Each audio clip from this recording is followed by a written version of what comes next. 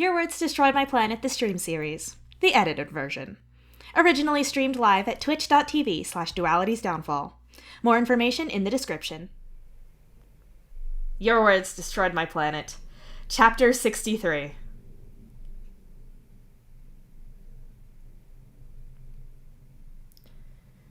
You jolt awake with the imagined taste of stormy saltwater sea spray in your mouth. Reaching out on instinct, you find the other half of the bed empty, Jess's half. Not that your wife has ever been in this bed, on this ship, or alive in this year. It's still her side of the bed, and you're on your side, even though she's not here, even though she can't be here, even though she won't ever be here. Your phone is there, though. It's resting in her space, alongside the palm husk that Solix gave you, and the alien tablet with its translator. You pick up the iPhone, smooth black glass cool under your fingers as you fumble for the power button. The charge on it is precious, even if Solix took all of the files and applications on it and duplicated them on your palm husk. It was nice of him, but the palm husk can't do everything that your phone can do. Hopefully you can find a compatible charger soon, because you need your phone.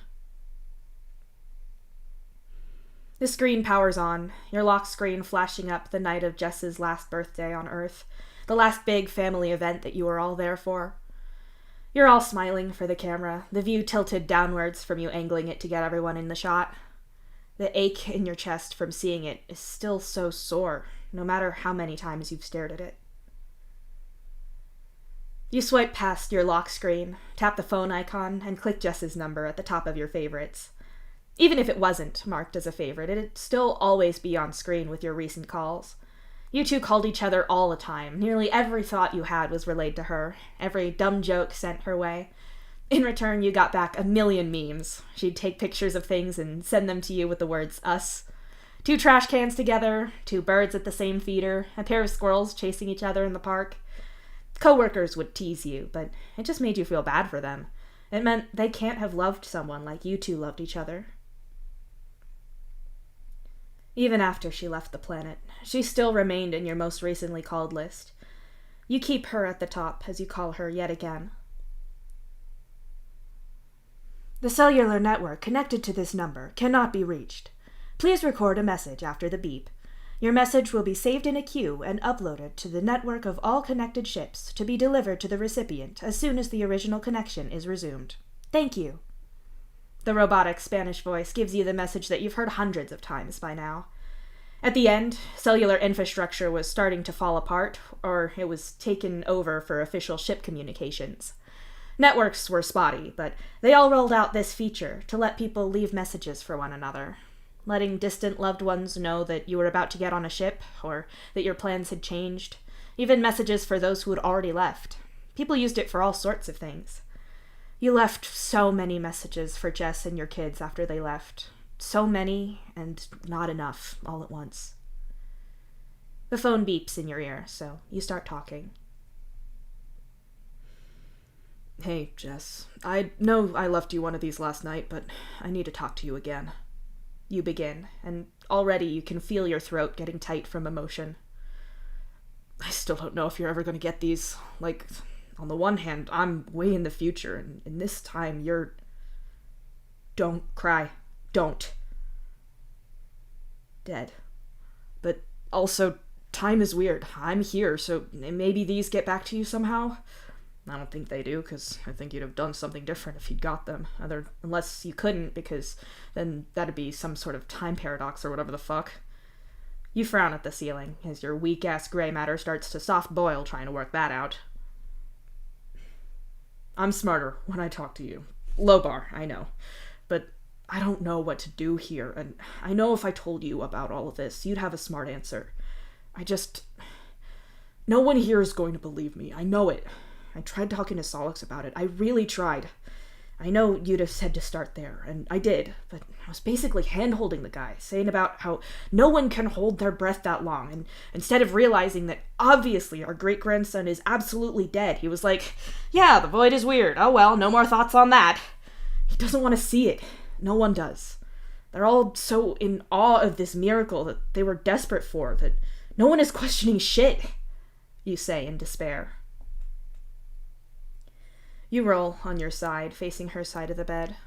The mental image of her watching you rant is so vivid in your head.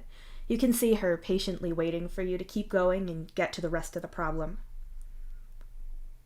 It's not that I don't want him to be alive and well. I'd love to have come here and saved the guy's life. At least then, it would feel like I was here for a reason. You continue.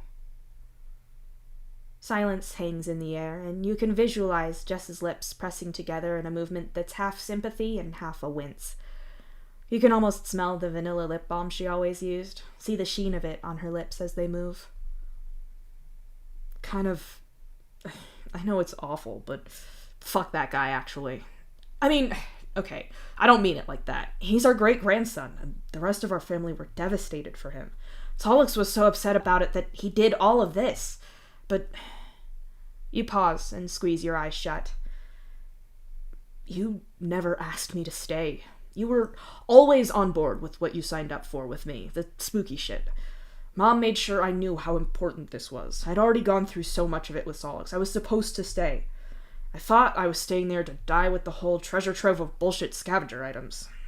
I wish I'd gone there and dropped it all off and left the planet with all of you. Then I'd be dead by now, and I'd have lived with all of you, and our great-grandson would be just as dead as he is now. You confess. But I didn't ditch the stuff and go with you, and now I'm here, and there's this thing walking around with his face, and no one wants to hear it. I can feel this nightmare energy off of him. It's so heavy even the others are picking up on it. That dream I just had was all bones and storms, but the others had a dream where this symbolic ice cream that represented him had been replaced with something else, and then there's this dying star that they're dreaming of too, and he can touch other dead people. He's attacked a ghost, but no one else is willing to see it, you exclaim in despair. You sit up in bed and rub at your face in exhaustion. It's not attacked anyone yet. No, not anyone living, at least. The best I can figure is that whatever this thing is, it's feeding off of the grief and relief from the dead guy's loved ones.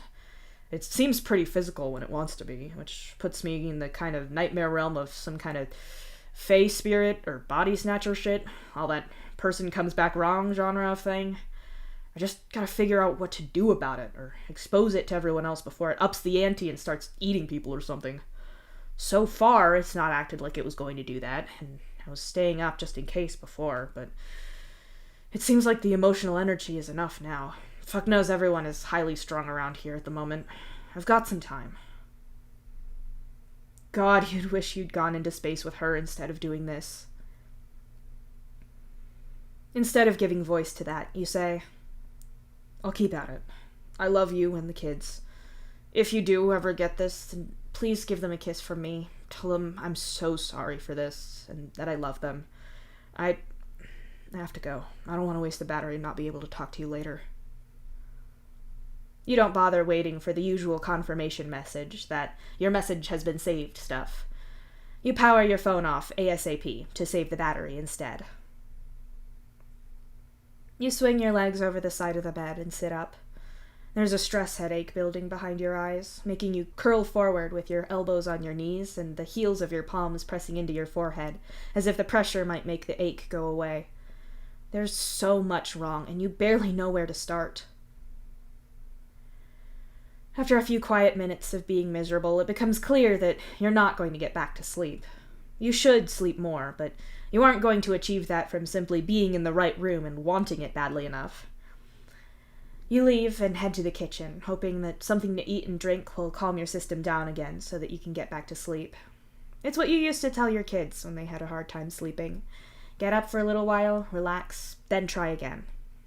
Your heart aches at the thought, but you still follow your own advice.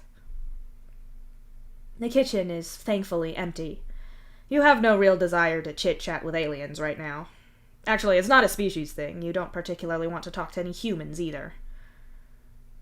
It's equality. You meme quietly to the empty room. Jess would have laughed at that. With a little translating from your alien devices, you pull together a simple snack of cubed cheese and chips that you found. There doesn't seem to be a good translation for the flavor of the chips, but you're gonna go with Some kind of spiced flavor that's in the vague flavor neighborhood of barbecue. It's good enough for you, because that's exactly what it tastes like. You crunch your way through your snack without much joy and sip at a glass of water. You need to figure this not Dave thing out. You have to try to talk to the others into seeing sense. Carcat is probably a good bet, and if you can get him involved, then you can perhaps get him to help you point out the moments of obviously deluded thinking that Solix has. Like, say, how your great-grandson can apparently hold his breath in space for a whole day, or whatever. No one wants to hear bad news, though. That's always the problem. That's why pretending to be a dead person who is miraculously still alive works so well. The people being tricked do half of the work in maintaining the ruse. Jess would tell you to take things one thing at a time, not to get overwhelmed with the problem as a whole. Focus on what's right in front of you. What's right in front of you now is a need to get back to sleep and a headache that's absolutely going to be an obstacle to that. You don't have any painkillers on you, but you know there's a medical area around here. You went there when you got checked out for COVID, and who knows what other human diseases you might have. It was a little bit like being taken to the vet for all your shots and yearly checkups, although at least no one put you in a small crate to do it. Oh, and no one put a thermometer up your butt to check your temperature, so there's a few small things you could be grateful for. With a little smile on your face, you get up to go and find the medical room so you can snag a painkiller and go back to bed. You wander the halls, taking a few wrong turns before you find the room. When you push the button to open the door, you jerk back at the smell, and the sight, too. Dave, or the thing pretending to be him, is in here. He jolts upright from behind a table and stares at you with those creepy eyes of his. God, why does this place smell like my college dorm? You blurt out, your mouth forever faster than your brain. Not Dave stares at you for a second in silence and then points a finger. Probably the rum. That is, indeed, a big old bottle of booze on one of the tables, and next to it is a bottle with just a dribble of some bright blue alcohol that reminds you of all the inadvisable cocktails of your stupid 20s. That's why it smells like college in here. Why? You consider your words carefully this time. Why are you here? 'Cause, he answers unhelpfully and looks at a big jar of, They're mine, Not Dave says when he sees you looking. He turns the jar around and wiggles it so that a pair of human eyeballs bobs and rolls around in the liquid inside. What the fuck? You squeak as the jar is jiggled more and the things look at you. They're mine, he says again and taps at the edge of his own creepy black and red eyes. From before. Solix used them to open that big door to get me and you back here, but they're mine. Why would anyone keep those? You wonder, and feel your midnight snack churn a little in your stomach. I made 'em. Why are you here anyway? Not Dave asks, in a voice that sounds a little more annoyed than before. I could ask you the same thing. Why are you here alone and drunk with a pair of human eyeballs? You retort. Drunk is like how you do science. Far as I've seen it is, anyway. Not Dave snorts and leans over the table again to rest his head on it and look into the jar at the eyes. That didn't really answer my question, you tell him. Fuck your questions. I don't answer questions anymore. Not science questions or like, I'm done. So done, he says, his words not delivered that aggressively despite the venomous words. Right. Science and medical experimentation is a whole thing for your great-grandson, and if Not Dave is drawing on that, then it'll set him off too. Okay? No need to make the spirit angry if you don't have to. You want to understand why it's here, not piss it off. At least, not without a reason. Sorry. You apologize, and Not Dave simply shrugs a little and keeps staring at the eyes. Looking around the room, you can see that a fair bit of equipment looks out of place. There's empty packaging piled up along one side, some machine is whirring away, and there's a bottle of some kind of gel precariously balanced on top of a monitor that has some kind of wand thing hanging off the side. You've had 2 kids, so you're pretty sure that's an ultrasound machine, or a futuristic equivalent at least. You wonder if they managed to find a way to make the gel and the sensor not so cold at the beginning. That's just the worst. There's a puddle of the blue booze on the floor by it, and a dented bottle cap nearby, which helps explain why it smells like alcohol and synthetic blue flavor that doesn't resemble any fruit anywhere. I'll grab something to clean that up before someone slips on it, you say, as a peace offering, trying to be helpful and bring the hostility down a notch. Don't! Not Dave shouts quickly as he jolts up. It's fear on his face for a second there, not anger. Okay, you tell him, and hold up your hands as if to show him that you're unarmed when it comes to cleaning supplies. Don't. Just...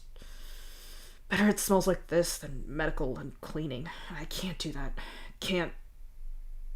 Not Dave can barely get the words out between the booze and the terror.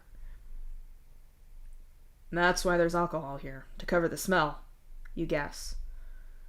He squeezes his eyes shut, and the world around him feels a little wrong to look at, as if he's not rendering entirely correctly. You don't think he's faking this. This is genuine fear. That's evidence in favor of the very horrible option that this not Dave in front of you actually consumed your great-grandson before coming here to replace him, since his fears and traumas are giving this thing some trouble. You don't know if he's still in there or if he's the shape that this spirit poured itself into, but either way, you need to be mindful of setting it off by touching on your great-grandson's traumas. Well, you can also use them against him to expose him, but that's a great way to get yourself attacked, and right now you're alone and have no real idea what you're dealing with. It'd be very stupid to do that. Then again, there's the possibility that you're dealing with a lost spirit that couldn't move on by itself, that it became something else and eventually took over or consumed your great-grandson's life to get its own catharsis through him. It could be something worth your pity, even if you don't have a lot of grace and forgiveness for something impersonating one of your few remaining family members. It's hard to have empathy for something going around with Dave's face on, especially after everything you've heard about the poor guy's life. Still, holding that against this thing won't help. Whether you're being cautious or trying to be kind, you need to be smart and work out what Not Dave wants. Does anyone know that you're here? You seem like you were doing pretty okay before, considering everything. You say kindly, and don't mention how he beat the shit out of a ghost before in a terrifying display of unnatural power that somehow alarmed no one but you. I was with my sisters when you were doing your whole thing. Came here later on my own. Not Dave answers you quietly. You didn't want an audience for this? You ask, hoping that he'll tell you more about what this is, beyond getting drunk and staring at eyeballs and messing with medical tech. No. Why are you here? Not Dave asks, in a not subtle attempt to make you go away. I had a headache. It was stopping me sleeping. You tell him. Not Dave points behind you, and to the side you turn and see a little case with a handle clipped to the wall. It's got the Red Cross symbol on it. You glance back at him, and he motions for you to grab it, so you do. You return with the case, and Not Dave nudges the jar of eyeballs off to the side a little so you have room to put it down. Everything's in Alternian, he explains, and you watch curiously as he picks a box up and runs his thumb over the front of the package a couple of times. He's not looking at it as he does so, but he's reaching for the bottle of rum instead. His fingers look better to you. Not like he's healing properly, of course, but like something that doesn't know how fast human injuries heal and is trying to fake it. They're not totally better, but you're sure that they shouldn't be this much better by now. Not Dave puts the bottle of rum down in front of you with a clonk of glass on table, along with the dangerous swish of alcohol inside that nearly splashes out of the bottle at the rough handling. He tries to pop the medication out and then winces, like he only now remembered that he's meant to be hurt. Take 2, Not Dave says, and hands you the sheet of pills. I think my translator can read this. You tell him innocently and scan it. It comes up as paracetamol, which makes sense, but it's good to check that it's not cyanide capsules or something. You don't know what kind of medication that trolls need, but would be fatal to you. Solix and my siblings are really making sure you're okay, huh? He says, and the tone of it makes you look up from the medication to stare at him. His voice is soft, full of love and affection for them. Yeah, they've been really good to me. I'm really grateful. you say honestly. Yeah, they're... The thing that's pretending to be your great-grandson's voice hitches and looks like he might cry. They're so good. I love them. I thought I'd never get... Sorry. He laughs awkwardly and turns away from you a little to rub at his eyes. You stand there, medication in hand, and stare at him. You try to focus on yourself. Is your emotional response to this display of pain being siphoned off to feed this pretender? You can't feel it, if that's what's happening. It could be genuine, or it could be a performance to make you drop your suspicions. You don't know. There's a beep at the back of the medical room, and Not Dave looks around with as much vigor as he can muster right now, which is to say he sniffs sharply and gets to his feet, a little unsteady, but evidently capable of walking. He goes over to a machine and curses quietly before picking up a tablet and muttering about error codes as he flicks through it. What? Blood sample not recognized? Volume error? Sample too small? Fuck! He swears louder at the end there. Blood sample not recognized. You repeat. You know, like how it might if you didn't put human blood in. It wasn't enough, he says back and opens a drawer to rummage inside of it. What are you trying to do here? You question him. The idea that Not Dave is faking the agony that your great-grandson must have felt, or has stolen those emotions for itself, makes you so angry. I was in space. It's like, bad for you. Need to make sure I'm okay and not irradiated with, like, turbo cancer, you know? He says, pulling something out of the drawer. Your jaw is so tight that it's a wonder you get the words out. Like my son? Not Dave stares at you blankly, and then several seconds too late, the spirit makes a correction. Your son, your boy Sam, who died, had cancer. You had to hear about it, and you never got to be there for him. And now Not Dave is throwing that in your face? What? No, Oh, shit, I forgot about him. No, I meant because space leaves you exposed to that stuff. Radiation and stars, and... He blurts out. And you were out there for a long time, you say stiffly. Not Dave doesn't meet your eyes. He just says sorry again as he puts a needle and a vial together in silence. If you're not gonna drink that, then let me have it. I'll need it if I'm gonna get through this. Not Dave finally says. You know that you should stay, find out more about him, see what the results of the test are going to be. The most you can manage to do is say that you're going to bed, leaving the medication and alcohol on the table with him. You don't even get back to your room before the tears start. As soon as that wound opens up again, you can't stop the bleeding. Your son is dead. He died and you weren't there at all. You held him right after he was born, and you didn't get to be there for him when he was sick and dying. You saw him and the rest of your family off into space, and that was it. You missed so much, and for what? To be here? Also, you could help Solix get this Not Dave back. This is the only reason that you're here. If all Solix needed was the items, then you could have gone with your family and left them for him, but he needed you. You're the only one that can see what's happening here, and if you can't stop it, then... everything you lost meant nothing. If you can't prove that your great-grandson isn't here and that thing isn't human, then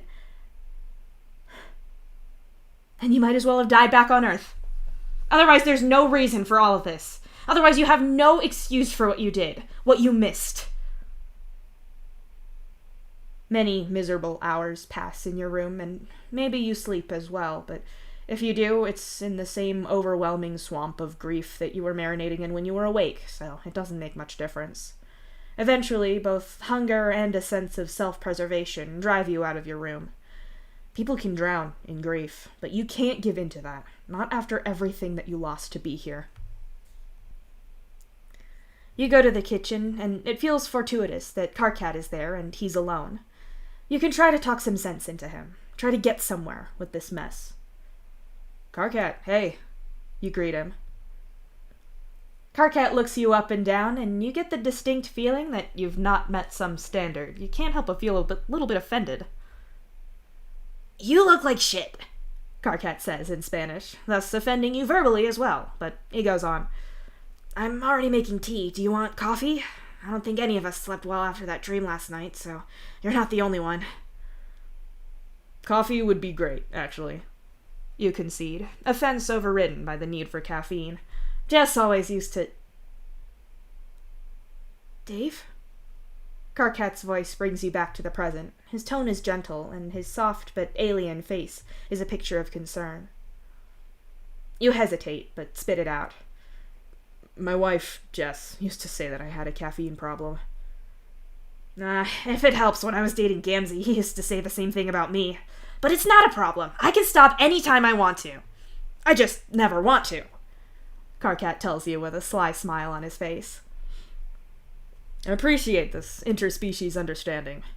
I guess you don't hear these unfounded criticisms now, then? You guess. Dave knows better and appreciates coffee anyway, and Solix is in no position to criticize me on that. He's so much worse with those cans of what's basically battery acid that he drinks. Karkat scoffs as he makes you your coffee. I'm not even a little bit surprised. He seems like the type. Slamming that gamer fuel, the stuff with enough caffeine to make your eyes bleed. You nod. Karkat laughs, and you take a moment to appreciate the sound. There's this really nice tone to his voice amidst all of that gravelly sound, and you kind of really want to hear him sing something.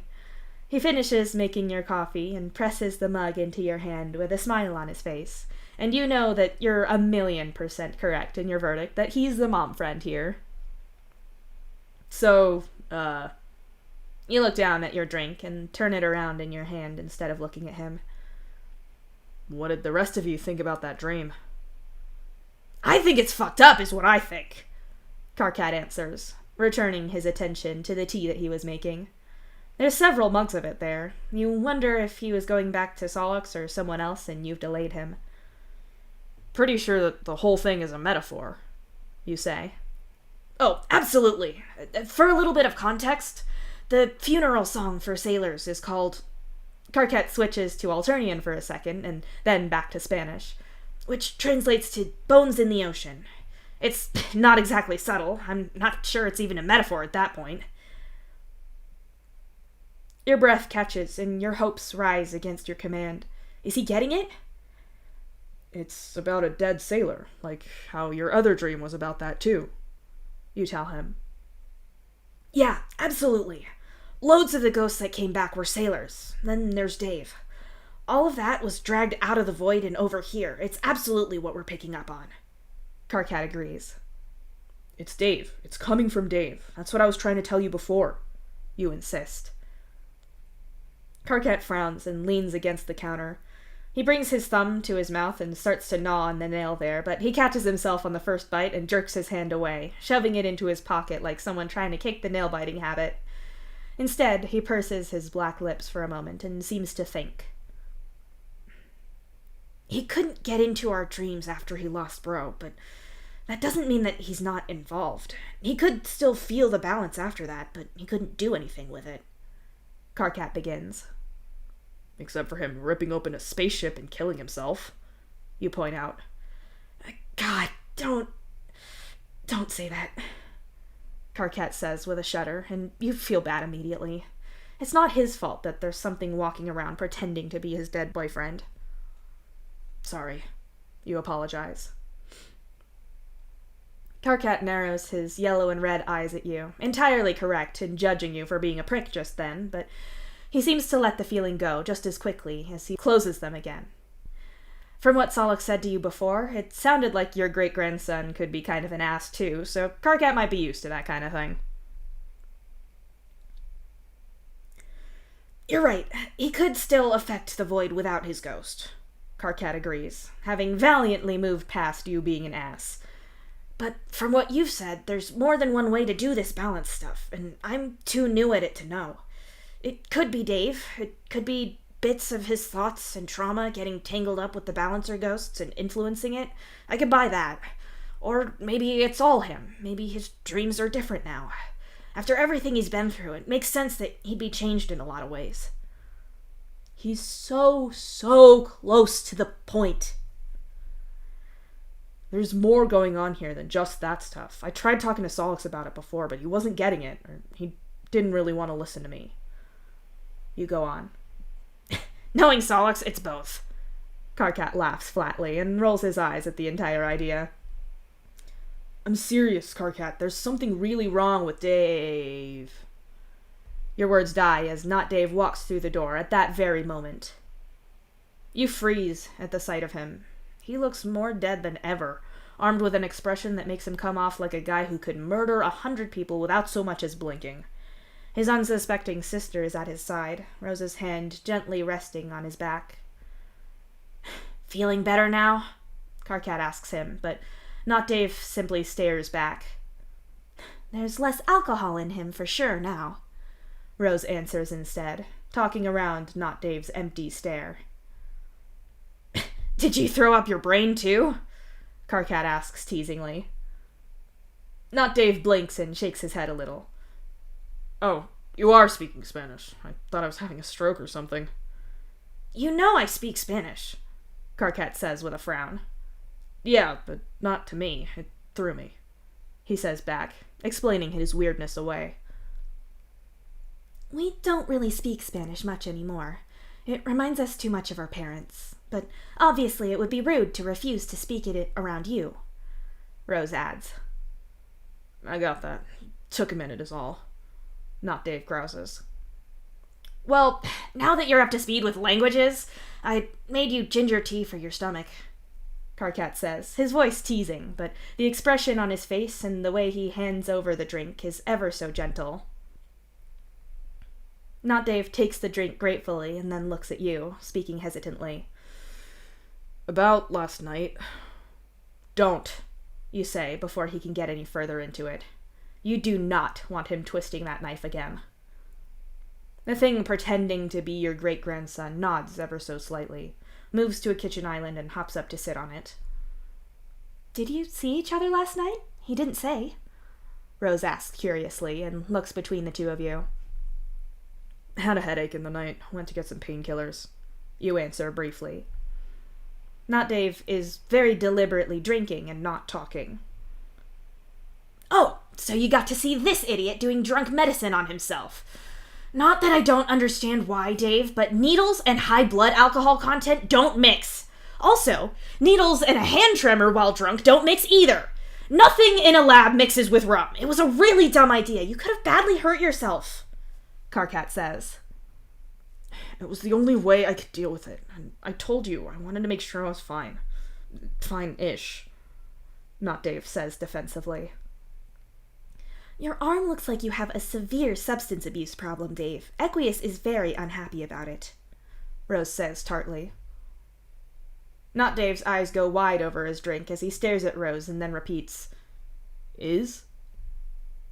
Oops, Rose says sweetly, in the tone of someone who has not made a mistake and is not sorry about it either. I was at least going to wait until he wasn't so hungover to throw him at Equius in the lecture he had coming, but oh well, Karkat says with a wince. Was there any chance that the doctor wouldn't have known about it anyway? The place reeked of booze, you point out. I cleaned up after myself, and I sent the cleaning robots in. Not Dave protests. He would have worked it out reasonably quickly, I think, Rose says to you, utterly remorseless. Great. Guess I'll go get a lecture now. Being hungover sucks, being lectured sucks. May as well combine them. Not Dave grumbles and gets down from the counter. He walks out of the room with his tea in hand. Rose blows him a mocking goodbye kiss and gets a scowl back from him in return. Is this, you try valiantly, normal behavior for him? Please! Dave wouldn't know normal behavior if it stood in front of him with big neon signs pointing to it. Karkat laughs and busies himself with making drinks again. We have a history of alcohol problems in our family, and even though I've recently learned that Dave drinks socially, he doesn't usually get drunk. This is very clearly a way of him coping with medical tests while maintaining a sense of control over the situation by administering them himself, then using alcohol to suppress his fear so he can get through it. I absolutely don't approve. He could have really hurt himself, obviously, but I can entirely follow his line of thought. So, no, not normal, but his thinking is intelligible, Rose answers. Right, she's a psychiatrist or a therapist, isn't she? She's just going to see any strange behavior as a psychological symptom and not a supernatural one. You're unlikely to make any progress with getting her to believe you without hard evidence, and the odds of her telling not Dave what you say to her is very high.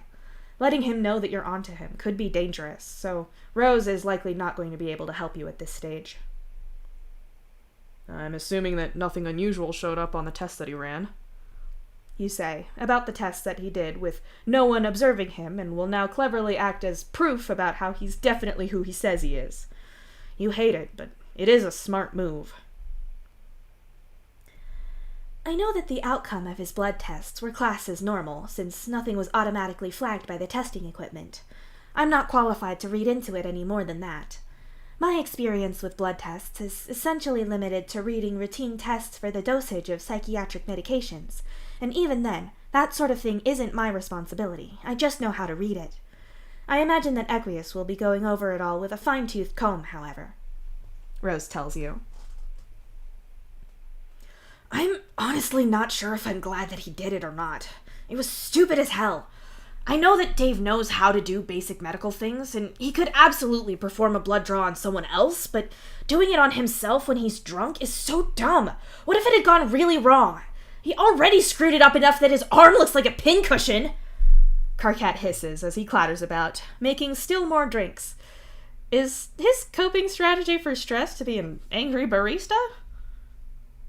But if it was going to be the only way that he could get through a needed test, then is it the lesser of two evils? Rose finishes for him. Exactly! Karkat exclaims and slams a full mug of coffee down in front of Rose.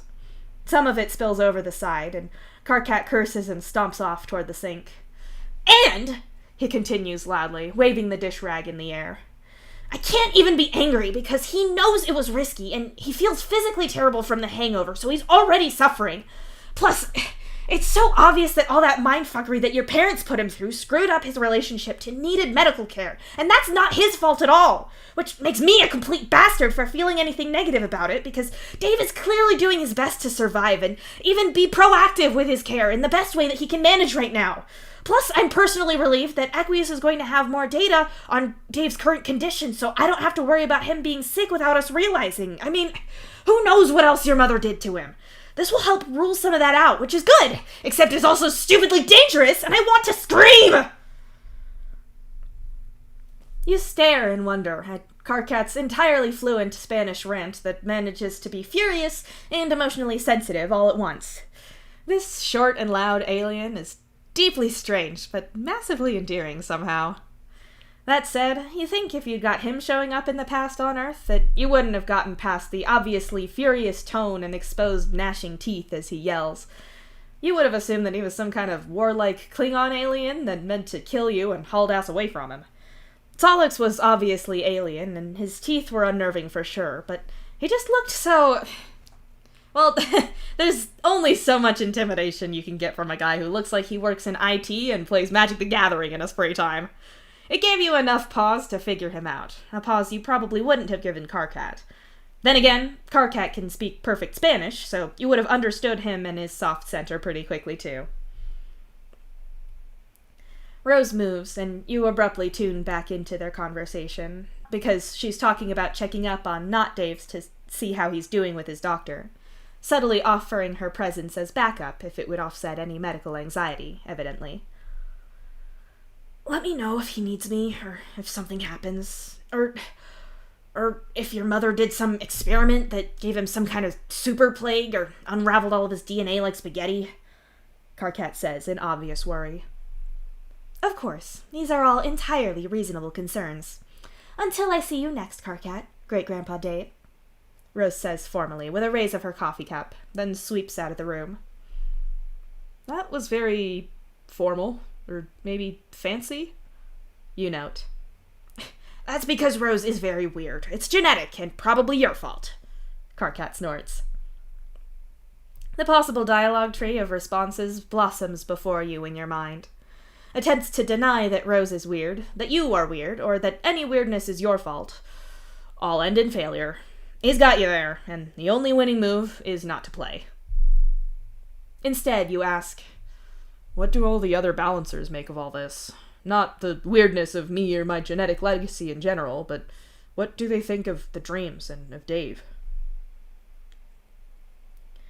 Karkat grimaces a little and gives you an assessing look, as if he's weighing something up before speaking. That's got your curiosity going.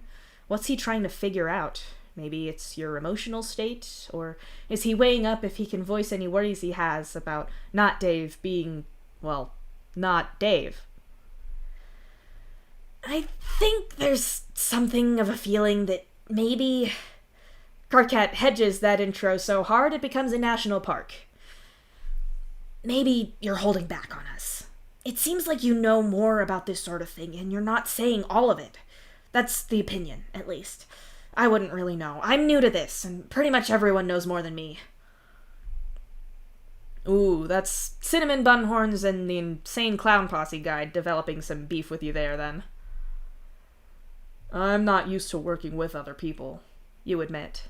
But I've got this whole language barrier with most of you, and you're all really involved in this situation, and everything is very tense at the moment since you've all been through a lot of shit. Things like that cloud people's emotional judgment, so I'm a bit wary about stepping on toes. Karkat watches you quietly for a second or two, leaning back against the kitchen counter and seeming to stare right through your skin and bones to see what's inside. You have been through a lot lately, he says finally, his tone oh so gentle and careful.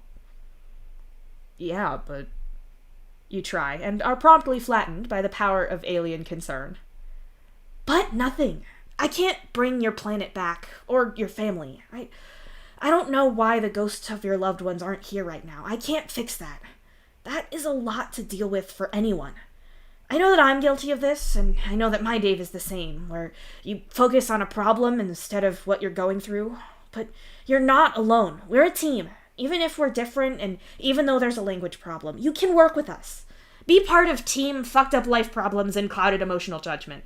It's a lot better than doing that solo, Karkat tells you. You open your mouth and only manage to force out a few offended little noises. You came in here to get coffee and expose supernatural shit, not to get read for filth by an alien. Listen, that's not... You stammer out, and Karkat's face splits into a smug and toothy grin. Sure. He even has the nerve to give you a nonchalant little shitty wave with his weird alien claws. All I'm saying is that if you try coping by trying to fix problems, then at least make it a group effort. You kind of want to smack him, but maybe you could try testing the waters of this a little bit more. Alright, fine. I could share. One of the things that's concerning me is that dead girl, Vriska, you say. Vriska is a concerning person in general and has been for her whole life, so you need to be more specific. What about her? Karkat asks. Don't you think the whole situation with her is weird? She keeps showing up around Dave. She said she came through the door with him. She's been lurking around everywhere, and she's showing up in dreams, too. You say. I assumed it was a trauma thing. She and Dave have that in common, and them sticking together wouldn't be too weird. Her showing up in my first dream with all the other ghosts was weird, but then so many others were there, but last night it was just her. Karkat admits, and frowns in thought. At least he's giving it some thought. Better to keep pushing while you still can. Yeah, that's really weird. When I've tried to talk to her with Solix, she's evasive as all hell and really touchy on the subject of Dave. Not to mention last night. You add. Vriska is generally like that for her own petty reasons, but she has been lurking around a lot. Karkat pauses and narrows his eyes, not at you, but like he's suspicious about something he's thinking. You didn't expect him to go with it this much. I've got an idea, Karkat announces, and then walks off without waiting for you or giving any more explanation at all. What? Karkat! You yelp and hurry after him. For a shorter guy, he can really motor. You're right, her whole thing with Dave is really weird, and I think I know why she might be evasive about it. Thankfully, I'm pretty sure that I know where he is now. Karkat tells you over his shoulder as he strides down a corridor. Oh, fuck, you really don't want him tipping Not Dave off to your questions, or to you getting the others involved. This sort of thing doesn't happen when you work solo. I thought we were supposed to be communicating. What are you doing? You ask him. I think there's more to their connection than she's saying, and if I'm right, she's almost certainly not telling him about it. Carquette says, not answering your question at all. Carquette rounds a corner in the corridor and walks right into the open medical area without even the slightest pause. You freeze in the doorway when you see not Dave in there with the troll doc. Fuck, what was his name? You scramble for your devices and the translation program in them. By the time you get the application open, are they still applications? Do kids still say apps in the future? Apologies are already underway. I said I'm sorry, Carquette says defensively. You do have an open door policy, and you left the door open for me, Not Dave points out. That was for your comfort, not for audience participation, the doctor grumbles, giving Carquette a look that suggests that he should leave. It's fine, Aqueous, Not Dave mutters. Did you have a reason for busting in here with the old man, Carquette? Hey, fuck you! I'm 52, that's not old! You snap at him, offense overriding your caution about whatever kind of supernatural horror Not Dave is. Technically, he says, in Spanish this time, you're like 123. Super old. Ancient. Trolls can live way longer than that. Carquette shrugs. Wait, what? Were you always going to outlive my great-grandson? You ask in surprise, because if so, that's a built-in tragedy all of its own. Actually, the topic of how long different trolls live based on their blood color and whether that's natural and genetic or if it's because of how fucked up our society has historically been is really complex and interesting. It's also a really loaded topic because of our history, but I could send a few links to— Oh my fuck, I sound like Cankry. This isn't even why I came here! Carquette gets louder and louder as he goes on, leaving all of you to watch him in interest. The doctor says something in a passive-aggressive tone, and you look down to see that the translator is spat out. By all means, come into my workplace, distract my patient, and then talk in a language that I don't, so you can exclude me. Carquette switches back to his own language and apparently says, Sorry, Aqueous, I needed to talk to Dave about something, and I needed this Dave to understand as well. I didn't mean to derail everything. I kind of appreciate the break. This dumb shit is very not medical, so it's a breather. Not Dave agrees in Alternian, making the doctor relax and wave his hand in a sort of go on then motion. So why did you burst in here with the universe's oldest human man? Not Dave asks in Spanish again. Fuck you, you retort immediately.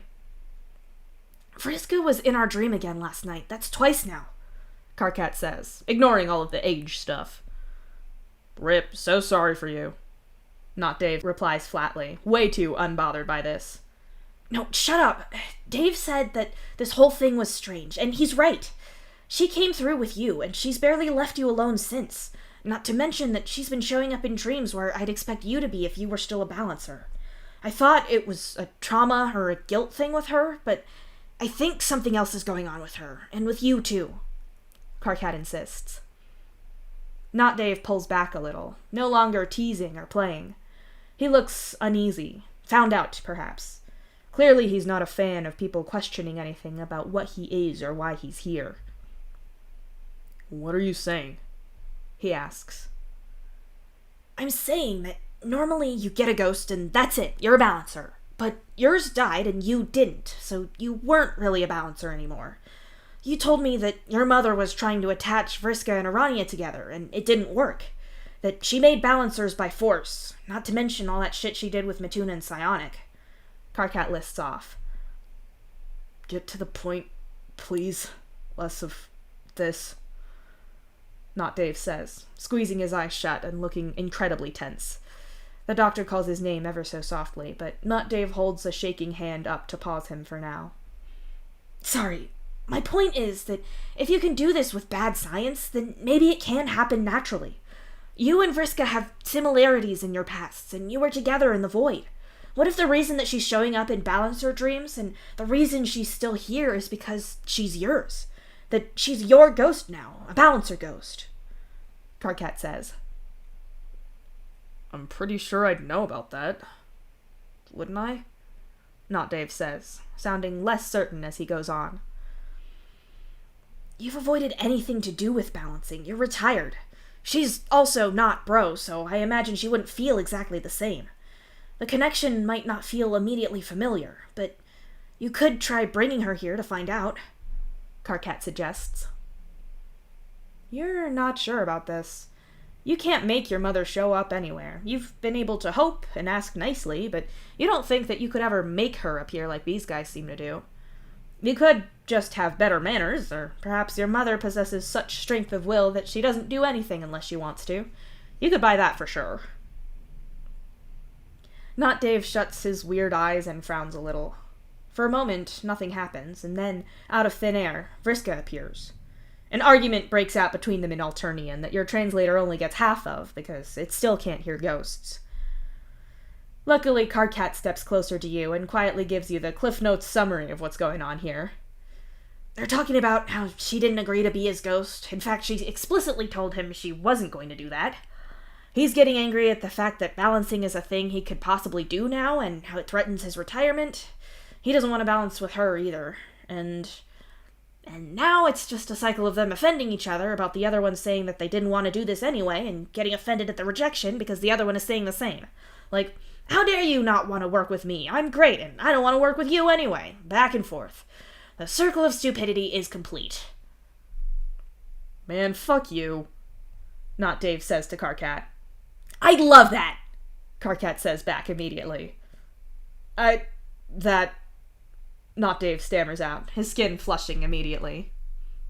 God, you remember Sophia's partner was like that too. Whenever they got embarrassed, their pale skin would flare bright red and give them away immediately.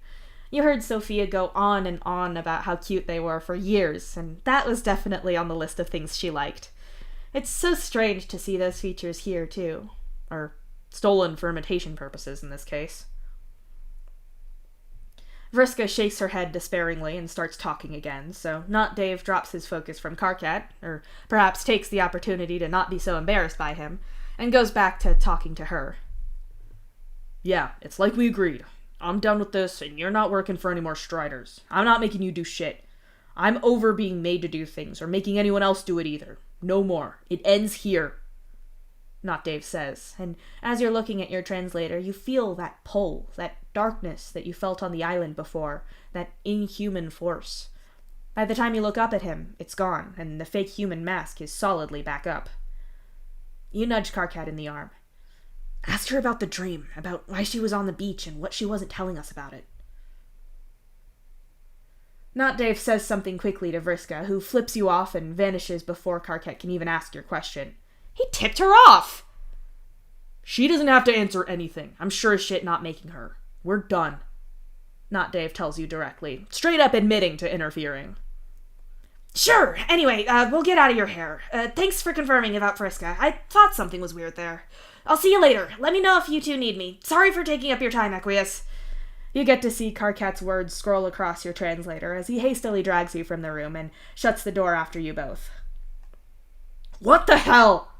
You ask him, alone again in the hallway. Forgive me for stopping a disaster before it starts. You obviously want answers about the whole Vriska thing, but pushing and questioning Dave in a medical setting is absolutely going to make him shut down and damage his recovery, especially when he's already said no. Trying to push past that is going to mentally take him right back to his mother's lap, and I'm not letting that happen, Karkat insists.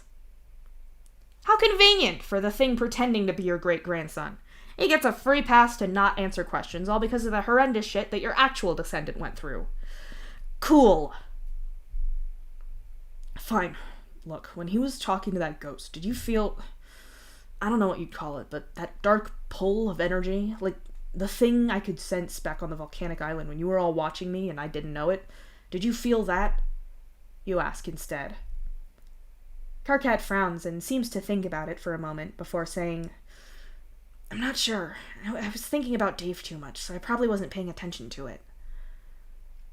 It's not that you don't respect the whole swooning over your partner thing. You get that.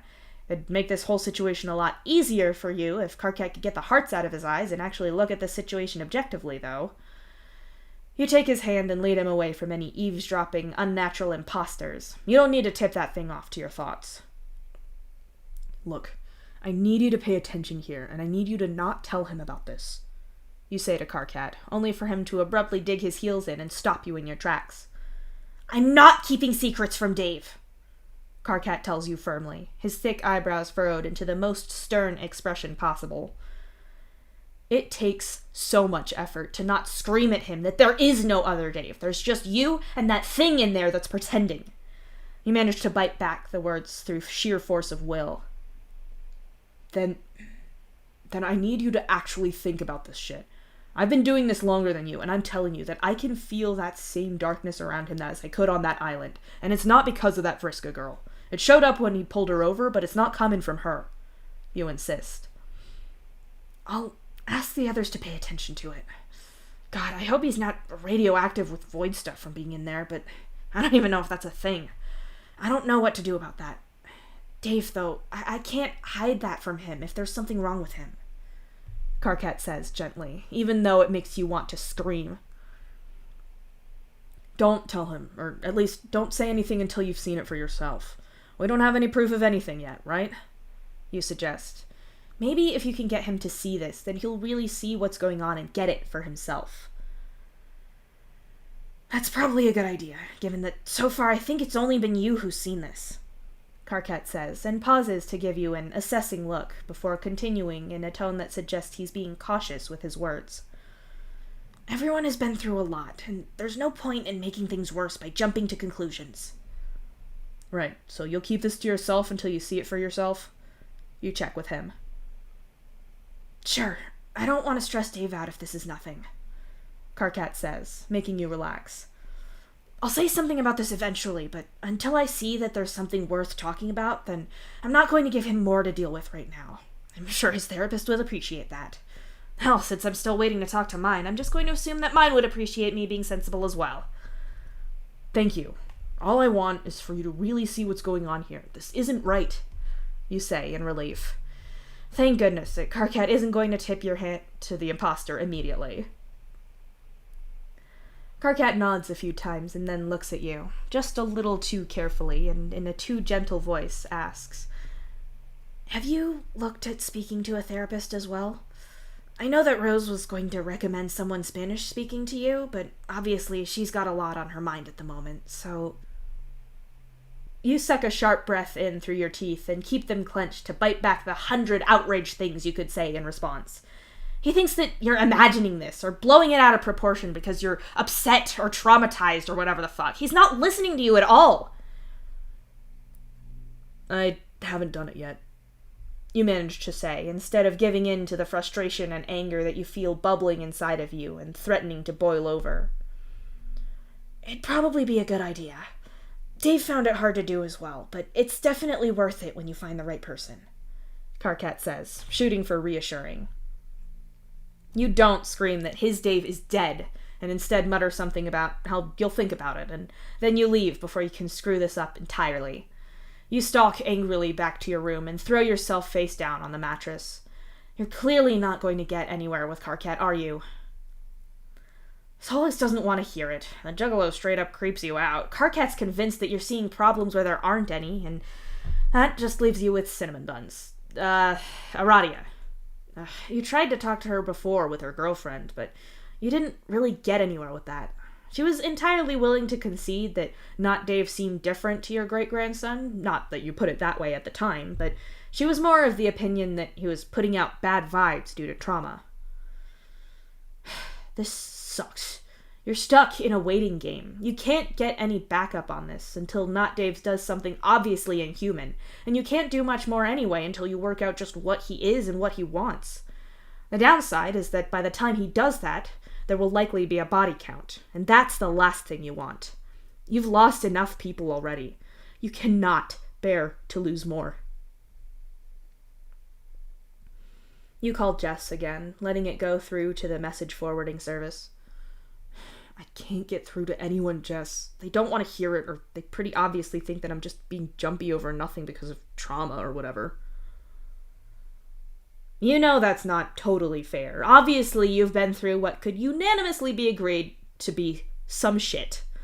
You've done the therapy thing before, a little, but It's only ever been for super specific problems, like how the pandemic did a number on you with anxiety and low mood, like it did with basically everyone.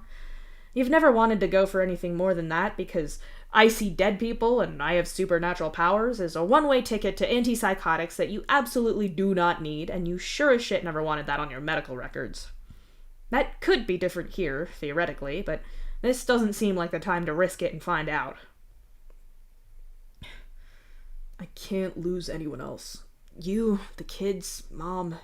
It's too much already, and now I have our great-grandchildren to think about, and if I lose them to this imposter that's circling like a shark, I'll... You can't finish the thought. You cut the message short and turn your phone off once more. So, what now? You don't know what you're going to do until you get a look at what this imposter really is beneath the Dave mask. And until you can pull that mask very firmly off, it doesn't look like you'll have any backup at all. You need to do exactly what you'd advise against. You need to escalate shit. When dealing with supernatural beings or forces, your course of action should be to soothe them and guide them on when you can, to placate them or to resolve their problems. What you should never do is go around like you're the goddamn Ghostbusters and pick fights with things. When you'd first shown Sophia the ropes with this stuff, you'd needed to give that advice repeatedly, especially after you let her watch too many Saturday morning cartoons and she'd absorbed all kinds of dumb ideas about defeating evil. Now there's a thought. When you first got here, Sophia and her son were right there with your mother, helping you shut the door through space and time that Solix had made. After that point, you've not been able to talk to her at all. She and her son have bailed whenever they've caught sight of you. The only explanation that you got from that was a feeling that your mother had passed on, advising you to give her some room to do that. It's understandable that she needs some time to process you being alive again. Ghosts are usually hung up on things in their past, after all. You're probably a pretty big part of hers, and you suddenly being alive again must be a lot for her. Unfortunately, time isn't a resource that you're especially flush with at the moment, and Sophia always believed you when it came to the supernatural. Sure, she didn't always want to do things your way when she was learning, but she always believed you. You need to find her and get her help, or at least get her view on what this imposter is. She may be able to see him differently from her side. She was around him before, wasn't she? Whatever the thing pretending to be your great-grandson is, he doesn't seem hostile to ghosts, so Sophia was fine. You need to know what she knows. You'd also like to spend time with your daughter, that goes without saying, but if she's not ready for that yet, then you can wait for her to be ready. This not Dave situation is a little bit more time-sensitive. With a new mission in mind, you leave your room. Regrettably, your earlier thoughts have lodged the Ghostbusters theme song right in your brain. It's all up in the worlds and folds of your cerebellum, and you doubt that shit's going anywhere soon. You find one of your great-grandsons and one of your great-granddaughters in the main room, sitting side by side on a sofa with one on a futuristic laptop and another on one of those alien tablets. Roxy, Dirk, you guess, suddenly less sure which of the male triplets you're looking at here. Ooh, he says with a wince. I'm 100% certain that you guessed that. Embarrassing. You will be deducted great-grandpa points for that one. You're identical. I feel like that's an important thing to put forward in my defense. You protest. If it helps, Hal's got some scarring here from one of the times that he got blown up, though that's looking like it might fade completely after a while. Having a doctor for a boyfriend does have some medical benefits. Among other benefits, of course. Wink. Roxy says, saying wink aloud. The triplet in front of you doesn't have any scarring at his temple where Roxy indicated, so you did guess correctly. Surely you should get extra credit for that, right? You two should get different haircuts or something. You grumble. No, I had this haircut first. I called it, Dirk says emphatically, defensive out of nowhere in a way that gives you the impression that this argument has come up so many times before that it will most certainly never end. Behind him, Roxy is making a quick gesture across her throat and shaking her head ever so slightly, a silent and urgent plea for you to drop the topic before it gets started. You are happy to oblige. Hey, have you seen my daughter around? Your grandmother, I guess? Since everyone can see ghosts now, it seems like that's a thing I can ask people, which is still nuts to me. You ask, obliviously derailing the whole haircut debate. Actually, I saw her earlier. She went that way, toward the equipment room. She was with our uncle, too, if that helps. Roxy says quickly. About 20 minutes ago. Dirk adds after a glance at his device to check the time. Awesome, thanks. Your attempt to leave is halted by Dirk catching hold of your sleeve as you go to move past him. Actually, I want your palm husk.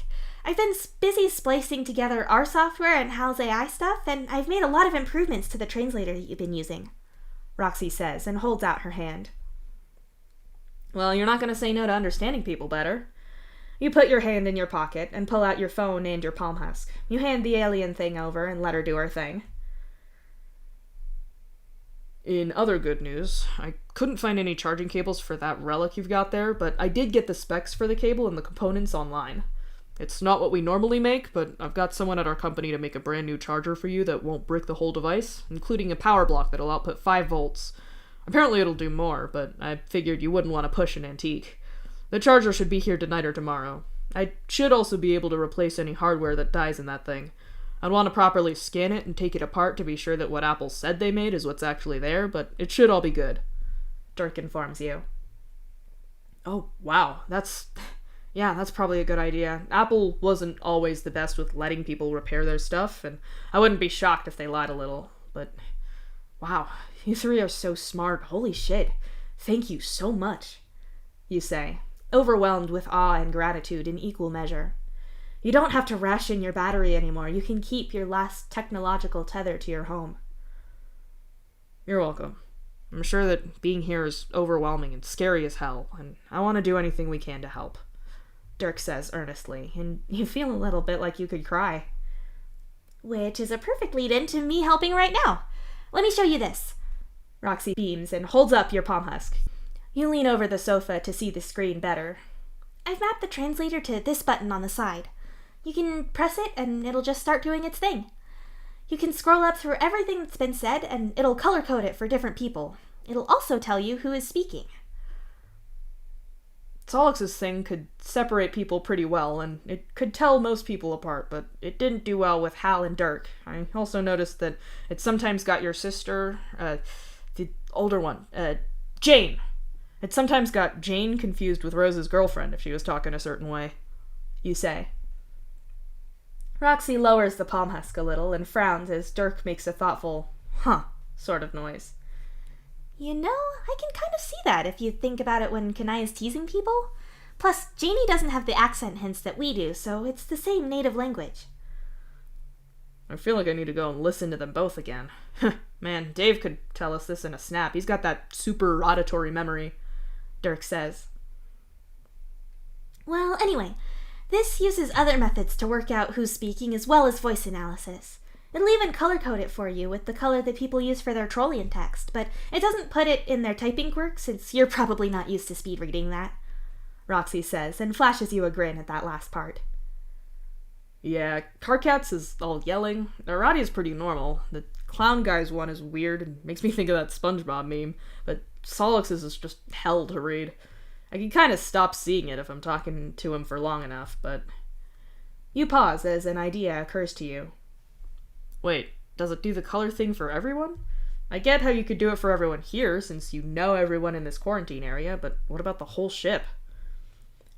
For legal reasons, Dirk begins, I'm going to tell you that it knows who is nearby in their Trollian settings because of AI stuff that is very complicated to understand. Machine learning, interpretive data sets, data points. Roxy is nodding along very quickly. Yeah, it's got, indices and matrices out the ass. So technical. Don't worry about it, or ask about it, or bring it up again. You look at your palm husk and then at Roxy and Dirk. It's the same look that Sam would have on his face when you caught him doing something that he wasn't supposed to be doing. A sort of, please don't ask me details because I don't like lying to you kind of thing. It certainly isn't, say, getting into other people's tech and finding out who they are so it knows who's around me to speak and what color they write in, since that sounds like it'd probably be some kind of violation of privacy or something. you say, projecting the certainty that your descendants would never do a crime. Not even one crime. Not ever. For sure. We would never. Dirk agrees. Anyway, yeah, so it can also listen to what you say if you speak Alternian and give you a translation, and it'll write it in Alternian and in Spanish. That way you can tell if you're saying what you think you're saying, and even correct you on your pronunciation. I also installed a language learning app so you can start learning Alternian from Spanish. Here, Roxy says, and hands the definitely crime-filled device back to you. Roxy presses the button on the side of the palm husk again, and she and Dirk switch languages. The screen scrolls as they talk. Every conversation that this records is stored on the device. Not the audio, but the translation. Yeah, recording people's voices without their explicit consent isn't super duper legal. Hal's chatbot is at least disclosed when you call the IT line, so you know that it might record you and save the data for their records. People walking near you don't give the same kind of consent. Right. Okay, so you can see here that you can scroll up and look over the transcription, and when you press the button here... She clicks it again, and the translation window vanishes. You can go back and see past translations when you click here. See how it's sorted by time? You can also search the transcripts by who spoke, so if you're looking for conversations that have me and Dirk in them, you can search by that, and it'll exclude conversations where there were only one of us or neither of us. You can also search to exclude someone. That should make it easier to go back and find things if you can remember who was in the conversation. Roxy explains, tapping away at the screen. It'll also display the conversation in whatever language it was recorded in as well, Dirk adds, tapping another button at the side that causes the conversation to flip to their words displayed in Alternian script in their colors, as well as the English letter version of Alternian, which just looks like key smashing to you. Dirk clicks the button on the side of your palm husk, and the active translator window pops up once again. Here's a cool thing. Hal gets a lot of people cursing about their tech, or just about him, so this thing is also really good at reading obscenity and slang. Like this! Huff my Shane Globes! Right, so it's showing it to you with the Alternian word, since that's troll-specific.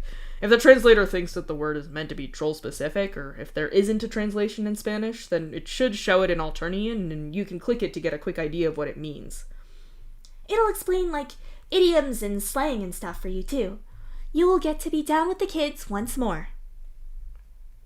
You click out of the translator and think for a moment or two. Can you give this to the other balancers too? Something that'll do Spanish to Alternian for them? Solix is pretty good at English, and Karkat's Spanish is great, but it makes multi-person conversations hell. We're way ahead of you. We're gonna give them a version of this that'll show them what's being said in any language if you've got this open to translate everything. That sort of gets around our consent problem, since they'll know you're doing it. We'll do the same for the people here who are cool with this. Dirk says that last part carefully. Don't tell Nepeta about how this works, Roxy adds. The shorter, buff olive troll with kitty cat horns? She's sort of in charge of the ship at the moment, and there's stuff she's obligated to do if she hears about crimes. Not that crimes are happening here, of course, no sir. You nod in agreement to keeping quiet and poke through your palm husk a little more. Both of those conversations are safely transcribed, but nothing was written down in the spaces between or after you press the button, so it doesn't do it all of the time. That's good for privacy, and also probably good for your battery life. Assuming this thing has a battery and not like an energy spleen. You find the new language learning app and look at it in dismay. Your entire planet was destroyed. It's been like 70-something years or whatever the fuck. Civilizations have risen and fallen. And yet, this still remains. The hateful language owl regards you like the eldritch horror it clearly is. Motherfucking Duolingo? You ask in disbelief. Yeah, it's real weird, but the trolls had their own thing for learning the other language on their planet, and it was almost identical, Roxy tells you. Convergent evolution? Dirk suggests. Of language learning mascots? I don't think that's how that works, Dirk. Earth had the Duolingo owl, and the trolls had the additional linguistic mindhawk. It'll know that you're a Spanish speaker from your palm husk setting, though, so you can start that whenever, Roxy says. Thanks. I will submit to the Eldritch Horror Bird later. You slip the palm husk in your pocket and give them the warmest smile you have available at the moment. Thanks for all of this, though. Really.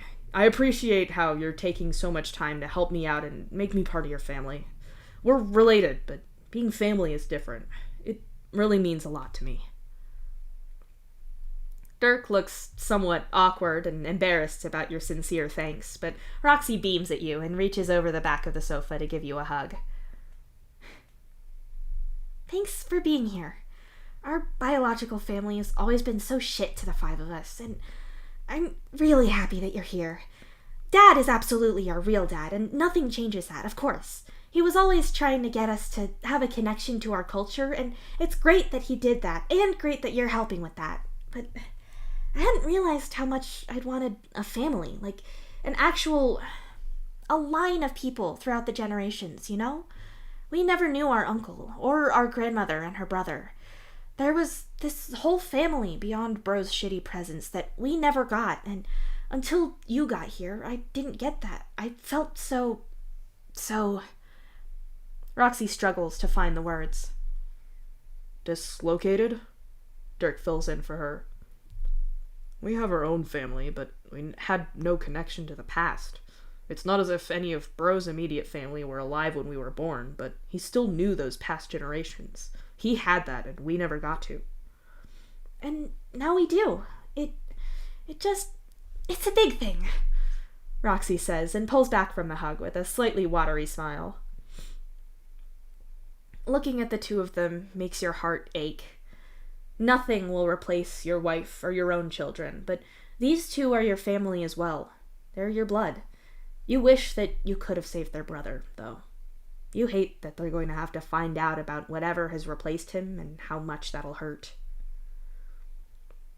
You try not to let any of that bleed through as you say, Thank you, really. You're family, and I'll do anything to protect you. It's a vow you take seriously. Concern flashes across Dirk's face, and you give him your best reassuring smile. You're good at pretending that things are fine and normal. You've had to be, when you think of a lifetime of sneaking into places you weren't meant to be to deal with supernatural shit. The whole facade that insists that everything is fine and as it's meant to be is well practiced and has reassured many a grieving relative or security guard who started to ask questions about what you're doing as you're wrapping up unfinished business for some ghost or whatever. Speaking of family, I'm gonna go find Sophia. I need to talk to her. I have a lot of questions for her. You say quickly. About her mom and her brother? Yeah, I bet. That sounds like it's going to be rough, though. If you ever want company, I'd be up for talking to her, too. I have a million questions for her. I'm sure you do, too, right? Roxy asks, and nudges Dirk, who nods but keeps giving you a look that is a little bit too aware. Stupid smart kids catching on to your shit. You bail before the meddling kids can stop you from getting away with it, or wherever that joke was going. Dirk and Roxy did point you in the direction that they saw Sophia heading last, so you go that way. You've got no certainty that she'll still be there. Aside from the fact that people move around and don't helpfully stand in place like video game NPCs, she's a ghost, and those can flick in and out of existence depending on how much energy they have and what's going on. You're building yourself up for disappointment when voices catch your attention. They're speaking in Alternian, but you recognize one of them. It's that Vriska girl again. You pull your palm husk out and press the translator button. It's not going to pick her up. Even future technology doesn't seem to mesh with the ghosts. But that doesn't mean that she's not talking to a living person. If she is, then you want to at least get half of that conversation. Another voice speaks, familiar but not one you can place, and annoyingly not one that the translator picks up. Another ghost, then. It seems to be arguing with Vriska, or at least the conversation sounds a little contentious on both sides. A third joins in, and that makes you freeze, because even speaking a different language, you know your daughter's voice. You hurry around the corner and come to a stop when you see her. Sophia stands with the other two ghosts, all of whom are looking at you now. Sophia doesn't have the same vaguely whitish or dark aura to her that the other two ghosts have, but you can definitely tell that she's a ghost. It's still a punch in the gut to see her, and that feeling makes you falter for just a moment. "Dad, what are you doing here?" she asks in Spanish, her voice filled with that not quite real sound that ghosts have always had to your ears, a hint that the sound isn't really coming through your ears at all. "I wanted to talk to you. I've barely seen you since I got here. I missed you so much," you tell her. Sophia's back goes ramrod straight, and she lifts her jaw a little to look at you, her hair shifting and making you see the place where one of her eyes should be, but instead there's nothingness. "You missed me?" she asks you. There's a look in her eye that sets off alarm bells in your head. You know the difference between how your daughter looks when she's angry and how she looks when she's giving someone just enough rope to hang themselves with. Just baiting someone into saying something that she'll use to tear into them.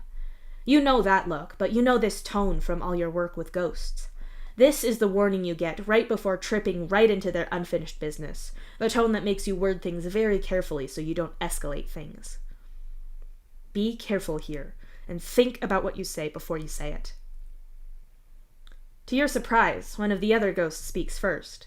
Not Vriska, but the other one. It's the one that's related to Solix. He's looking back and forth between you and your daughter and says something with a grimace. Vriska sighs and says something as well. Sophia doesn't comment on this, but from the way her gaze flickers to them for a brief moment, you can tell that she heard them. Solix's ghost adds something else and touches Sophia's arm, and to your surprise, she seems to relax a little bit, making you incredibly curious as to what the hell they're saying. You can't know that until you learn to speak Alternian, so for now you can just talk to Sophia. "I know you must have missed me for far longer. It's not been nearly as long for me since I saw you get on the shuttle to leave. I did miss you, though. I thought I'd never get to talk to you again," you tell her honestly. "I didn't either. When I saw you at the door, Sophia stops and looks away from you.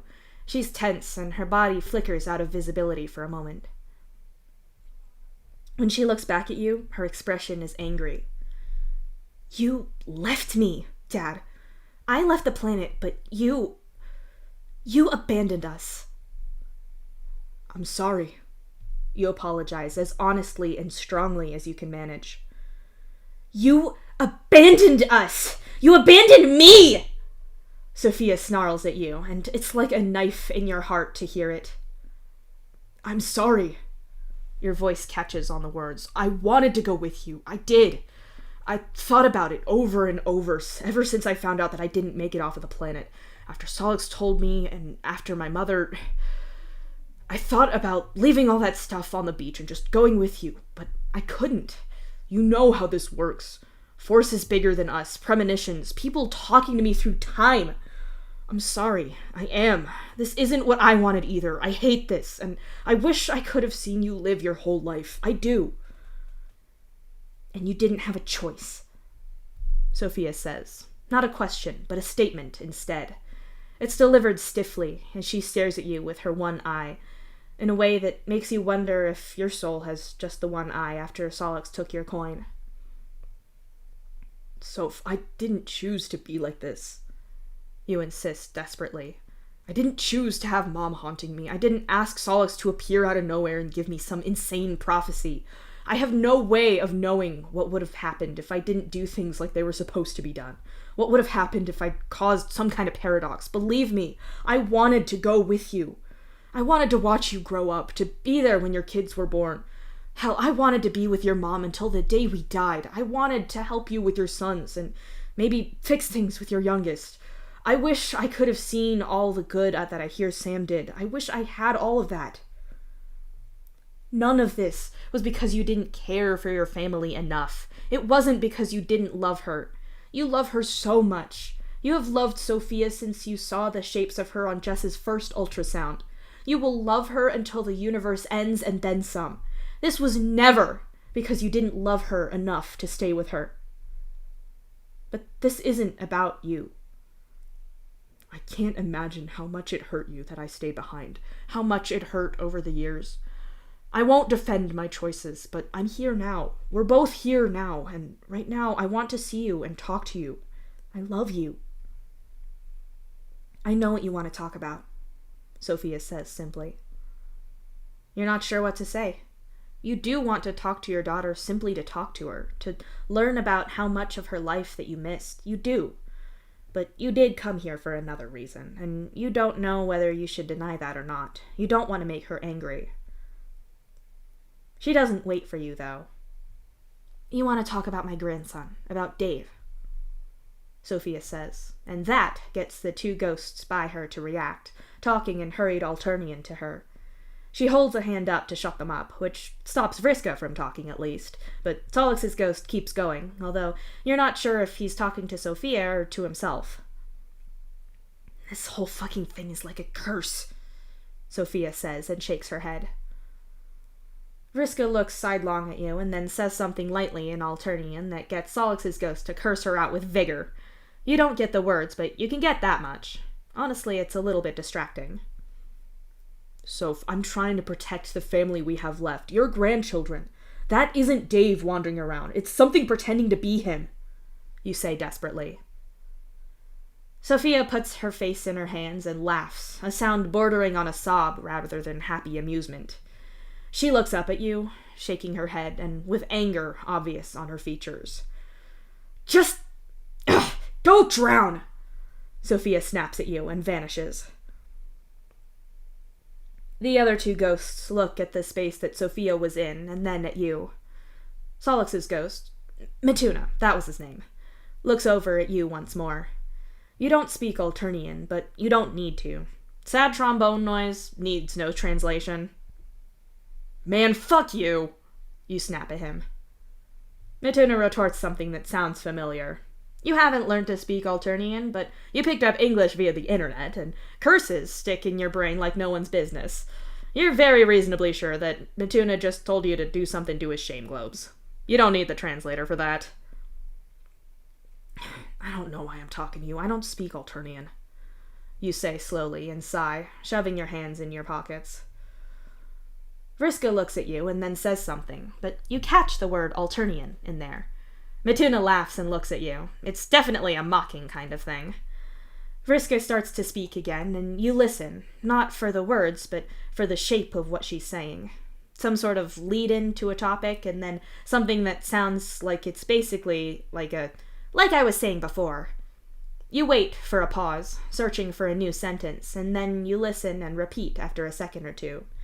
As long as you can wait before what she said falls out of your memory.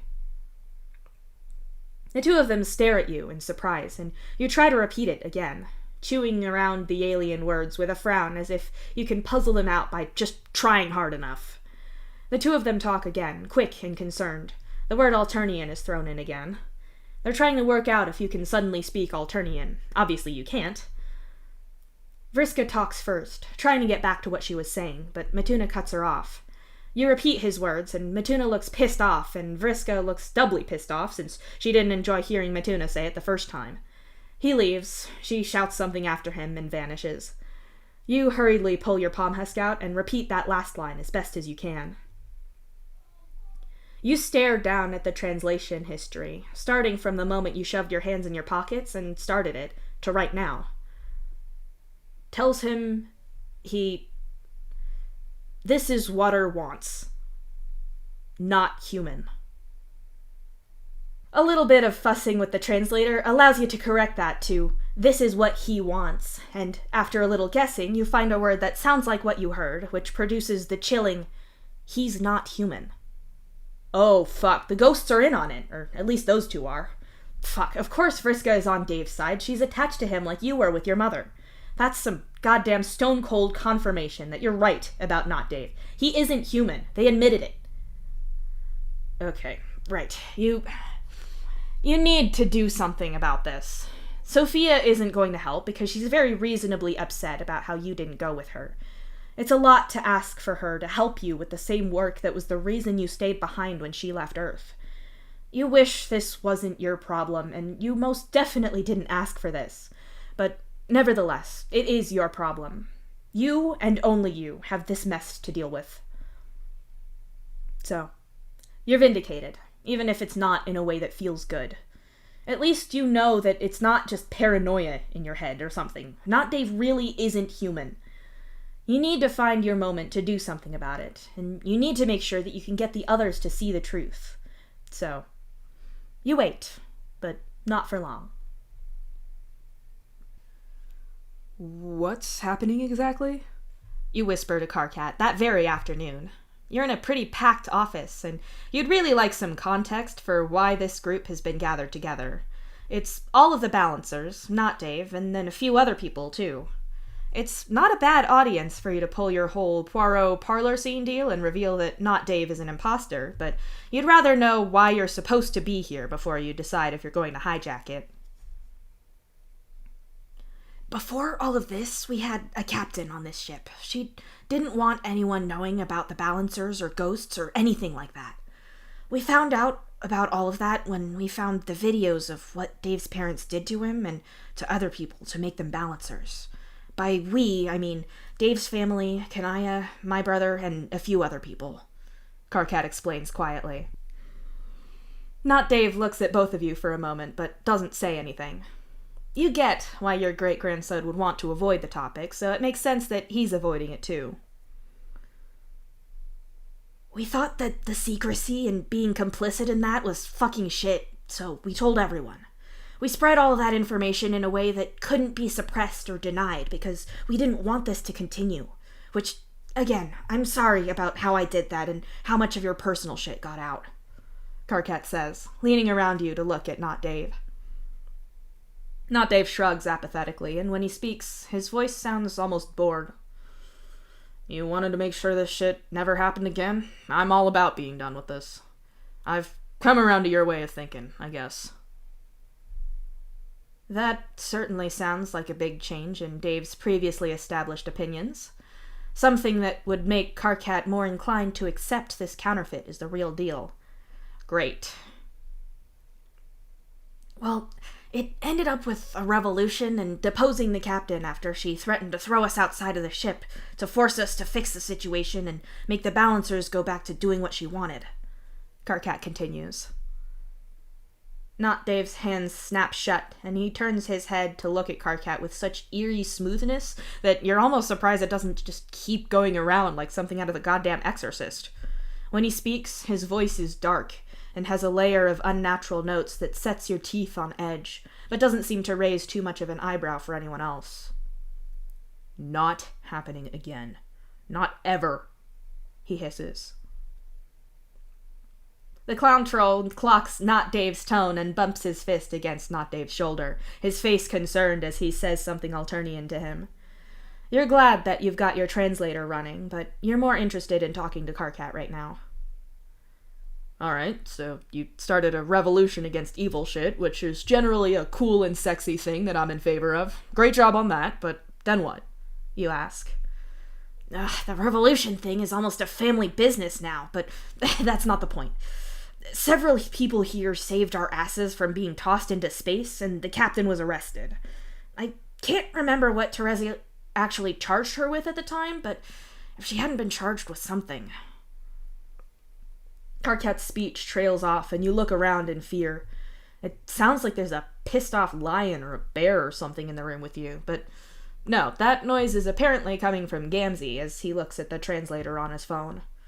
That said, Not Dave looks pissed off enough to make that noise himself, but it's definitely coming from Pennywise in space over there. Jesus, that's terrifying. Anyway, the captain was thrown in jail, and our justice system on the ship determined that she was guilty enough to stay there, so we made contact with the rest of our fleet and handed her over to them so they could make an official ruling. Also, if they agree that this whole secrecy thing is evil and dangerous, then we might be able to get back into the fleet, since we're cut off at the moment, because everyone on our ship knows about the balancers, and if we're allowed to talk to everyone else, then that'll spread. He explains. Then there's the carapations. Not Dave adds, though you have no idea what that last word was, and your translator is no help either. It just spelt the word out as if it was a real word. Karkat seems to clock your confusion, so he tells you, "The Carapacians are a new species to us. We met them on the planet we were just on. They don't have all of this secrecy around balancing, and they're just fine, which is pretty strong evidence that the secrecy around balancing in the supernatural is unneeded and just a tool to control people like us." The door opens behind you, and you turn to see two humans come in and step inside, the automatic doors closing behind them. You do know them. The guy is Dirk's husband, and the girl is his sister and also Aradia's girlfriend, if you remember rightly. Their names escape you for a minute, but you're thankful that your translators got you there. "Sorry we're late. I wanted to bring Beck with us." "So, where is he?" "I think he wanted to open the door himself, and Jake had already opened it." You frown and look up as the door opens again, revealing the haunted avatar dog that somehow opened the door by himself. He trots into the room and settles himself between Not Dave and Jade. With the newcomers settled, the cat girl clears her throat and immediately gets the attention of the whole room. "I was a little bit torn on who to talk to first. I know that we all are invested in the outcome of the captain's trial. Ordinarily, I would say that her family should get the news first, but I think that this is just as important for the balancers to hear as well." "We don't mind, really. After what she did, I think that's only fair." "Besides, you're pretty much all family anyway." I'm not family. You can't count me because my ex-Moirail is Palin Jake's husband's brother. "Cam, we've been a team for years. We swore a blood oath." No, we didn't. You just grabbed my hand when you were nasty and bloody one time. "You can leave if you want." I'm not leaving. "Family it is. So, as a family, can we all hear what's happened?" "Of course. I did ask Disciple if she wanted to be here too, but she didn't want to be present. She wanted to read the outcome in private. Legally, they are still married, so it's all very personal for everyone." "So, what did they say?" I can take a guess. "Gamzee!" Gamzee doesn't seem optimistic or very enthusiastic about this at all. He ignores Karkat scolding him and instead shares a pessimistic look with Not Dave. "Actually, the court wanted to pass on a message first. They wanted to express their sympathies to Dave for what he went through, and their apologies that they couldn't track and catch Mindfang and the doctor's ship in time." I don't want their goddamn sympathy, thanks. "Understandable. They also wanted to say that they're grateful that Mindfang and Dr. Lalonde are no longer a threat. They're aware of how many lives they must have taken, and they wanted to formally thank you for making sure that no one else will suffer the same fate." They don't know. They don't know what any of that is like. Them thanking me doesn't mean shit. Yeah, like, good job for recognizing it, but there's no way they get what it's like, or how many people they helmed for that nightmare ship. Your breath catches as the room becomes a lot more occupied all at once. Ghosts slide in through the walls, trolls and humans alike.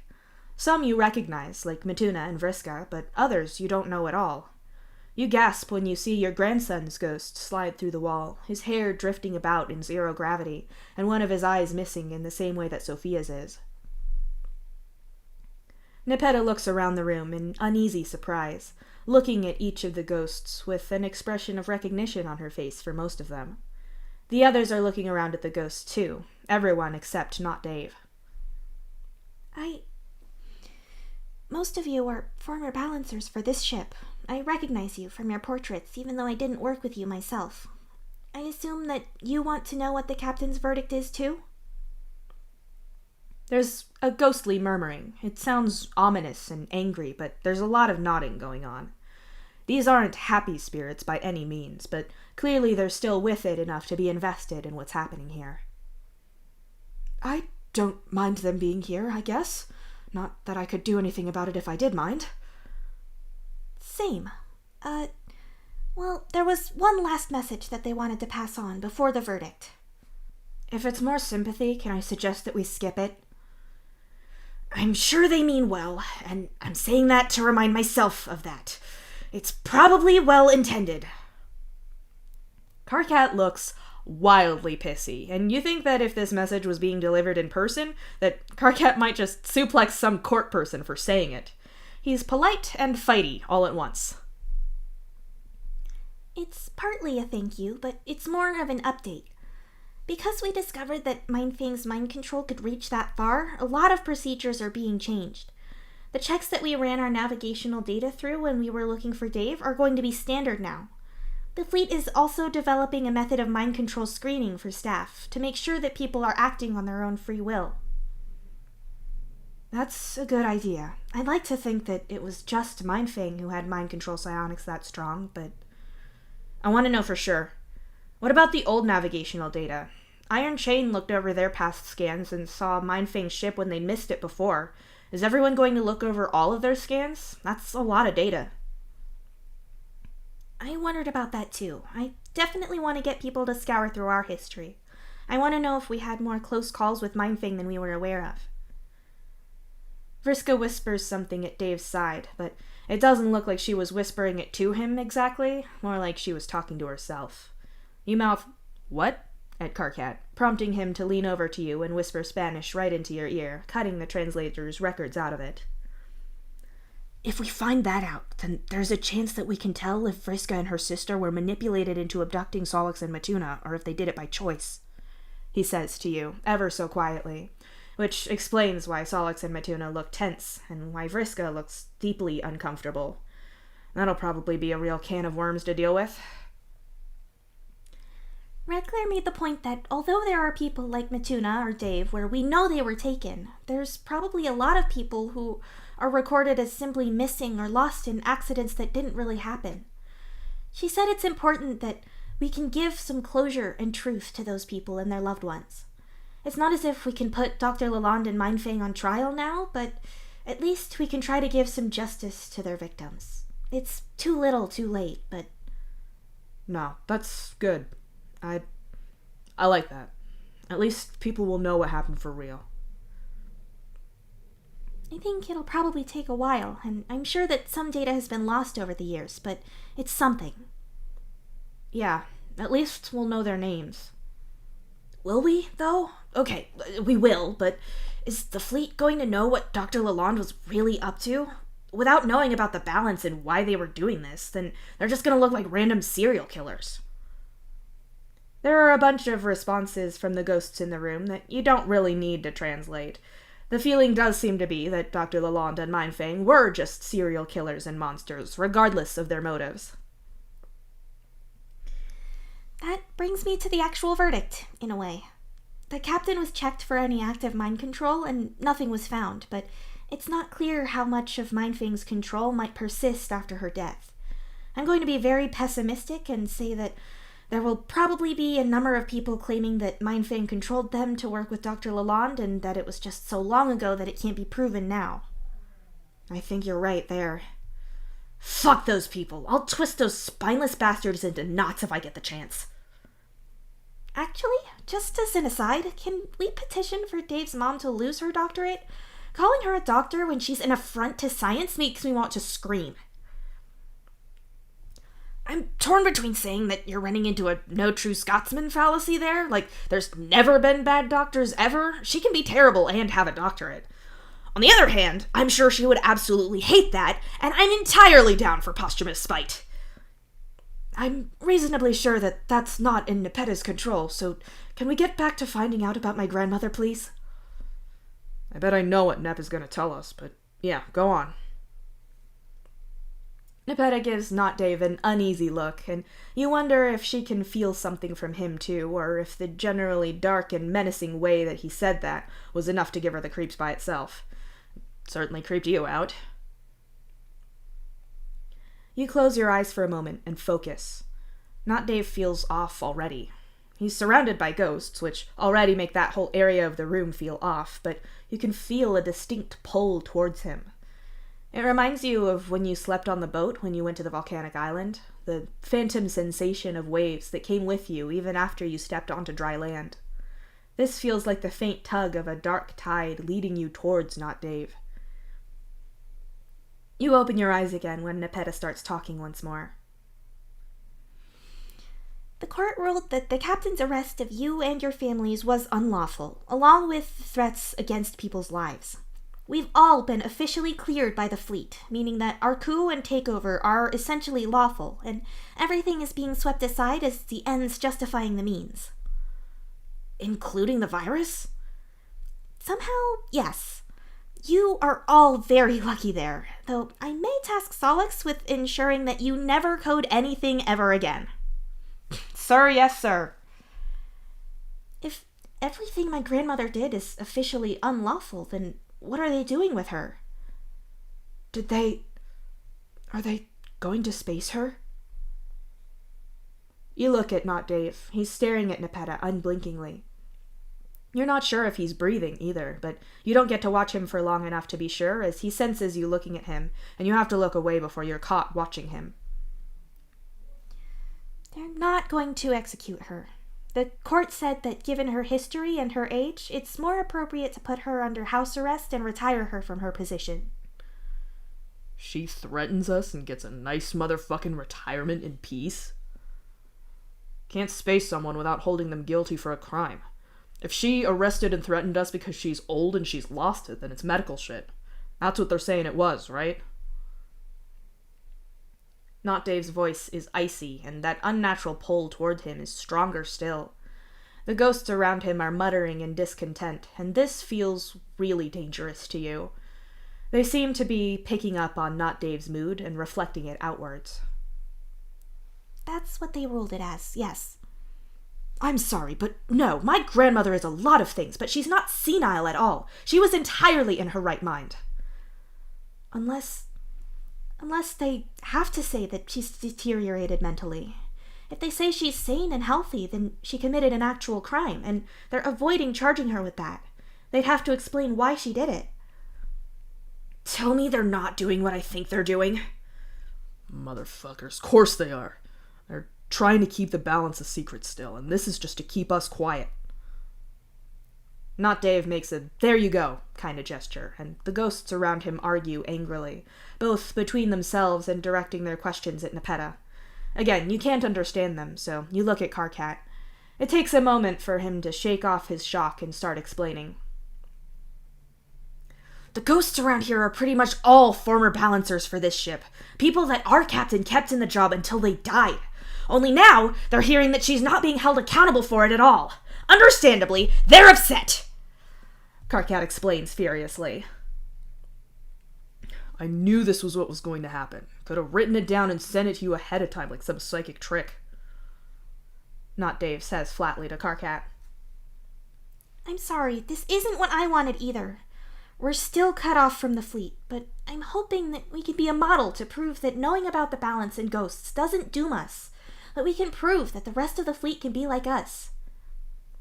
How can they possibly try to keep this under wraps after everything? The Carapacians don't have any secrecy about balancing. People will find out. Aradia, you're not that goddamn stupid. It'll be a language thing. The Carapacians don't understand things. They don't mean that weird spooky thing they said. Then the people in charge just have to find out who's a balancer and who isn't and do the same thing to them that they did to us. That whole gang we found were balancers, but Problem Sleuth wasn't. Threaten to kill him and they do what they're told. Shit doesn't change. It changes here. I'm not making anyone balance, and I won't let anything like that happen here. Like I said, we can be proof that it doesn't have to be that way. Things can be better. They can. We can be proof, like Nepeta said. We'll show the fleet that. We'll prove it, even if they don't want to hear it. We'll... Karkat! What? You just got pardoned for treason with that virus, idiot. I love doing things twice, but maybe don't plan shit in front of Nepeta, who is our boss and has to respond to threats against the ship and the fleet. Threats like planning to release a new virus to the rest of the fleet that'll prove whatever you're hoping this proves. Keep your mouth shut! Yes, please?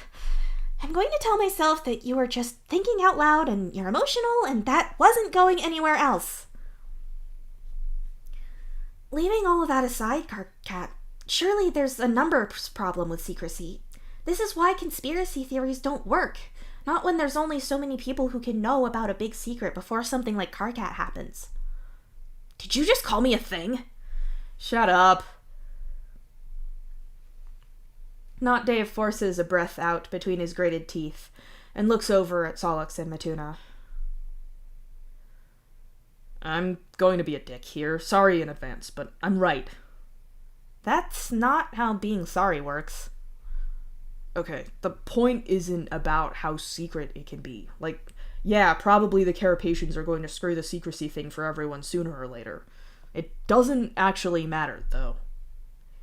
It does matter. I did a lot of treason about how much it matters, remember? You're talking about Bro's whole thing. Yeah. Bro told me that plenty of people knew about what happened to me. People in the lab, people that Mom reported to, and no one did shit. Bro said he'd straight up murder a baby if it meant that the whole ship stayed safe. It was a numbers thing as far as he was concerned. I think we all think that's a terrible thing to say or for anyone to think, but I want to point out that it is terrible. I feel that needs to be said. It definitely needs to be said.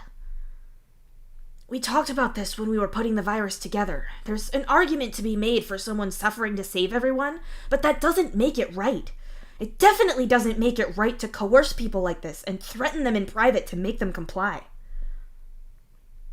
Every living person in the room seems to be firmly on the stance of the ends not justifying the means, about how it's not really ethically great to torture people into the trolley problem. Not Dave is not swayed, however. He looks at Solix and Matuna once more before speaking again. Yeah, cool. You're right. It's easier to threaten people in secret. Secrecy is easier, but it's not needed like you think it is. You're too nice, and you're way too optimistic about people. Point is, it doesn't matter how well we work on this ship when we're not being made to balance, or how nice everyone behaves. The fleet is never going to care.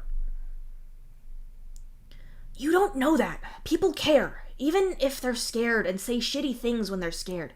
If people know what's happening, then... How did Psionic die? What the fuck, Dave? Sorry for bringing it up, but I've got to. Psionic died in the helm. He and every other psionic that died in a helm died because people needed their power, and every troll knew that's what happened, and it happened anyway. Humans aren't any better. We're not. If the whole fleet finds out about balancers, then people will be horrified and talk a big game about how bad it is, but they'll still make us balance, the same as they used to put psionics in the helm. People are not as nice as you think they are, and nothing is going to change because you asked, or because we tried to be a good example. We don't helm people anymore, but we still know how to do it. If there was no other way to power the ship suddenly, then... yeah, I know what had happened to me. People would make me a battery just so they could live. Everyone just pretends like they wouldn't. Yeah, same thing. We would never let that happen to you, Solix. Psi didn't let it happen to him, and it's not like every other helmsman didn't have people who wanted to save them. They still got helmed. I understand the comparison between balancing and the helm, but we don't helm people in the fleet anymore. No one in the fleet has resorted to that since it was abolished. Change can happen. Our ancestors did stage a revolution, and things do get better when we try to improve them. I'm not saying that it's easy, and Silas definitely died for his cause. That's absolutely a thing that happened, but the world is better now. Yeah, he asked nicely and got crucified for it. Trolls didn't stop helming psionics because of that. It's because humans showed up with nuclear power and an insane willingness to use it. The Empress wanted stable fuel that didn't scream or murder people when they were trying to install it. We handed the captain over because supposedly that's how justice happens, and she gets a cushy retirement, and we get to sit down and shut up. Shit don't change. Things did change. We can change things, just like our ancestors did. How did that work out for them? Dave! No one convicted the captain, even though we handed her over like we were supposed to, and people here would still turn on us the moment it benefited them. That's not change. That's not justice. Fuck, there isn't any justice. The ghosts are snarling their agreement around Not Dave, and even Matuna looks like he's agreeing with him. Solix just looks sick at the idea of the whole helm thing, and after what he showed you, that's entirely understandable. Whatever the ghosts are saying makes Jade and Jake wince at the same time. That's enough, please. They're not wrong. We had to hand her over for legal shit, but... Gamzee, please. I know, but she's my family. I don't want to hear it. Well, this sucks, and I'm entirely unsurprised by it all. I'm gonna go. I'm not good company, so just leave me alone. Sorry, Solix. Later. Not Dave sweeps past you, and for a moment you can't breathe through the phantom taste of salt water in your mouth, threatening to spill down into your lungs. He's left the room by the time you can manage to speak again, and most of the ghosts have gone with him. I'm sorry, Jake. I know that this must be a very mixed thing to hear about your grandmother. She wasn't family to me in the same way, but with her and Disciple being married, she was more than just my captain. She should have been executed for what she did. It hurts to think that our grandmother, who was our only family, and the monster who could exploit and threaten everyone were the same person. She's still both of those people, and this isn't right. Like Dave said, it's not justice. I feel relieved and guilty at the same time. That's probably normal. It's a low goddamn bar, but me and Dave always felt like she could have been way worse, but we had a lot to compare it to. Can't really say that I'm surprised that it went this way. There is such a thing as justice. This isn't it, but there is. Things can be better. So help me fucking God. I don't care what I have to do, but I'm going to make things better. Agreed. We can make a better future. Maybe it's not as simple as behaving nicely and being a good example, but I believe it's possible. Just think things through a little more in the future and don't take stupid risks. I really don't want to see you end up like your ancestor, Karkat. I don't want anyone to end up that way. What did happen to your ancestor? I know what happened to Solix's, but I feel like I'm a little bit out of the loop here. Dave was, a little ominous but vague, so I'm not sure on the details. You ask, and let the translator spit that out in Alternian for you. My ancestor fought for equality and love, to end the hemospectrum and the oppression of trolls for their blood color. He taught that we were better than we acted, that we should fight injustice, see other people as people, and make the world better. People didn't take a message of love and equality very well. Psionic and Disciple is Nepeta's ancestor, were part of his movement. Kanaya's ancestor raised him, kind of like a human mother and child. It's a lot. It's not accurate to say that Silas simply asked nicely for people to be better. He could get really angry about things. Unfortunately, the Empress killed Silas for his revolution, and she took and helmed Psionic as well. The Disciple only just escaped. A lot of the change that Silas's movement achieved is down to Disciple carrying it on after he died and after Psionic was taken. There's books I could give you, if you want, but the point is that when I tell Silas about this, I promise his answer is not going to be just be nice. He's not that passive. Karkat's explanation sounds pissy about it, but you suppose that he wants to make sure that you understand what's happening anyway.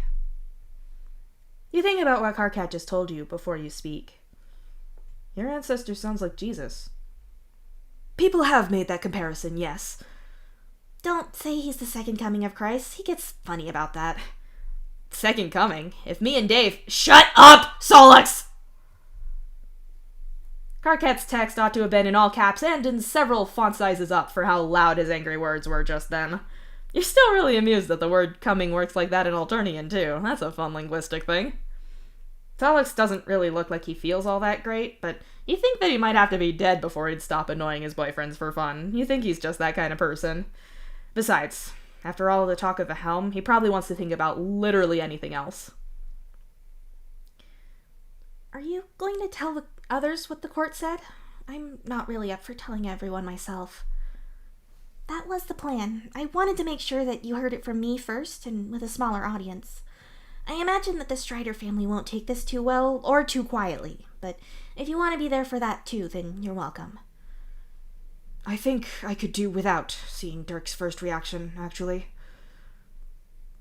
You step aside and let Jade and Jake leave the room with the dog, their mixed emotions playing on their faces.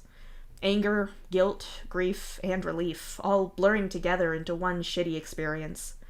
Gamzee moves past you to hold his hand on the doorframe and sighs some unhappy words out in Jake's direction. I could use a fight, something to get rid of this shit. It's not as if any of us can fight the captain with how far away she is. Also, that doesn't sound entirely healthy, Gamzee. Actually, you know what? That sounds like a very good idea. Something to get all that energy out. See? Jake agreeing with you doesn't make this a good idea. I want to point that out. Sometimes you just have to punch the shit out of something to feel better. I find that paling is better for that, personally. That used to work out for me pretty well. Destroying people at video games makes me feel better, but I definitely used to benefit from your way of coping.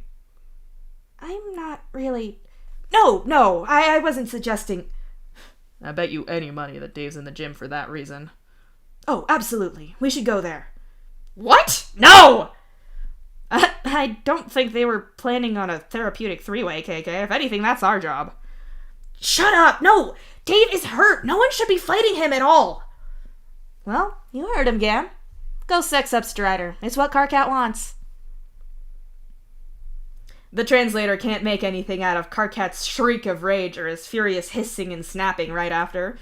Maybe it's too emotional for the translator to parse, or this could just be alien threat noises that don't translate. Either way, Jake and the clown leave to presumably do something to the thing pretending to be Dave. You're very sure that they're joking. If they weren't, then you'd be dishing out more warnings about getting sexy with spirits and how that's a really bad idea. Besides, you know that he's not human, but you've definitely not picked up on the kind of vibes that you'd expect from the types of spirit that lure humans to their death that way. Gamzee and Jake leave together while Aradia and Jade go their own way with Beck, which leaves the rest of you to clear out so Nepeta can give everyone else the same bad news that she just gave to your group. Solix is making soothing noises at Karkat, which your research has told you is a pale thing. You're reasonably sure that Solix isn't putting much effort into it, which is interesting. Is that because you're nearby and that makes it weird, or what? Should I go? Is this, private? You ask Solix quietly in English and gesture to him in Karkat. Nah, he's always been like this, Solix says simply and tells Karkat to shoosh or something again. Look, I'm gonna try to say this again, but there's something wrong with Dave. I don't know how you two perceive spirit stuff, but his whole aura makes me feel like I'm drowning. I could literally feel water in my throat for part of it. You say seriously to both of them. Karkat bats Solix's hand away from his face and shakes his head before speaking. Can you blame Dave? He's in a bad place right now, and it's upsetting when the systems that are supposed to protect us fail to do that. I'm not surprised that he's putting out bad vibes. The things he was saying were bad enough. And Solix, I'm sure he didn't mean what he said. He did mean it, Solix says flatly. It was uncalled for, especially with Matuna there, Karkat insists. Yeah, but... Solix sighs and looks down at his hands, at the batteries inked on them and all that they represent. It's not like he was wrong. Karkat is immediately back all the way to 11 out of 10. No, he is wrong. Things are messed up, but nothing was ever fixed by saying that people suck and things will never get better. People died. Our ancestors died to make things better. I won't accept giving up and letting things stay shitty. Solix rolls his eyes, or rather, his whole head, which is handy since you can't see enough of his eyes to know where he's looking. Everything felt a lot more dangerous and spiritually nasty when Dave was talking about that stuff. You point out, hoping that you can get them to see it. It's clearly connected. I'm not saying give up, it's all doom, but Dave's right, you know? People are okay with making me... with this, Solix says, and taps at the battery on his finger. And those people are cool with hurting Dave and making us balance so they can live normally and be happy and get coffee and watch movies. They don't care if we die. Even better if we do it and they don't have to see. It's not the helm, but it's the only thing where saying they're the same isn't shit. Yeah, I know you normally hate people comparing anything to helming. The comparison is normally bullshit, Karkat concedes, and Solix groans and mutters, comparison, to himself. You guess that he couldn't remember the word and talked around it. You're both right, and yeah, I'm not shocked that it makes you feel weird. This is big stuff. Solix adds that last part with a look at you. They just don't get it. This isn't a case of Dave putting out bad vibes because he's upset. It's his fake human front starting to slip. Neither of them want to see it, so they're pretending that it's nothing more than trauma and a bad mood. You leave before you end up snapping at them. Everything is so frustrating and frightening all at once, and it's not helping your diplomatic skills. You end up alone in the kitchen, pacing as you try to think. What does not Dave want? Pretending to be a dead man is a lot of effort and carries a lot of risk of discovery, so something here has to be doing something for him, or else he wouldn't even be here. There are plenty of stories across human cultures of people being replaced by something strange. Some of these have mundane explanations, like people being traumatized in ways that their culture didn't accept, or neurodevelopmental issues, or mental illness showing up. Like, okay, maybe that's a changeling child, or perhaps it's the 12th century and your kid is starting to show symptoms of autism. Or, hey, that person isn't possessed. They're more likely to be psychically aware of ghosts like you, or they could just have a dissociative identity disorder, or they have psychotic symptoms. Typically, you're not looking at a spirit pretending to be a human. It's something more mundane, like schizophrenia. Sometimes, especially in this case, you are absolutely dealing with something supernatural. You make yourself coffee and sit down to drink it, trying to think. You are dealing with something that is not your great-grandson. He is not human, and he is dangerous. You just don't know what he wants, or what he is. Things that genuinely do replace someone feed on the living and the world around them. You don't have a lot of positive things to say about Not Dave, but at the very least, he doesn't seem like he's going to literally eat anyone here. So, why is he doing this? What is Not Dave getting by pretending to be your great-grandson? There's gotta be a lot of emotional energy from his family and friends, a whole buffet of relief and love. That's all well and good, but it's a relatively temporary food source, unless he keeps putting himself in danger and coming back from it to generate more.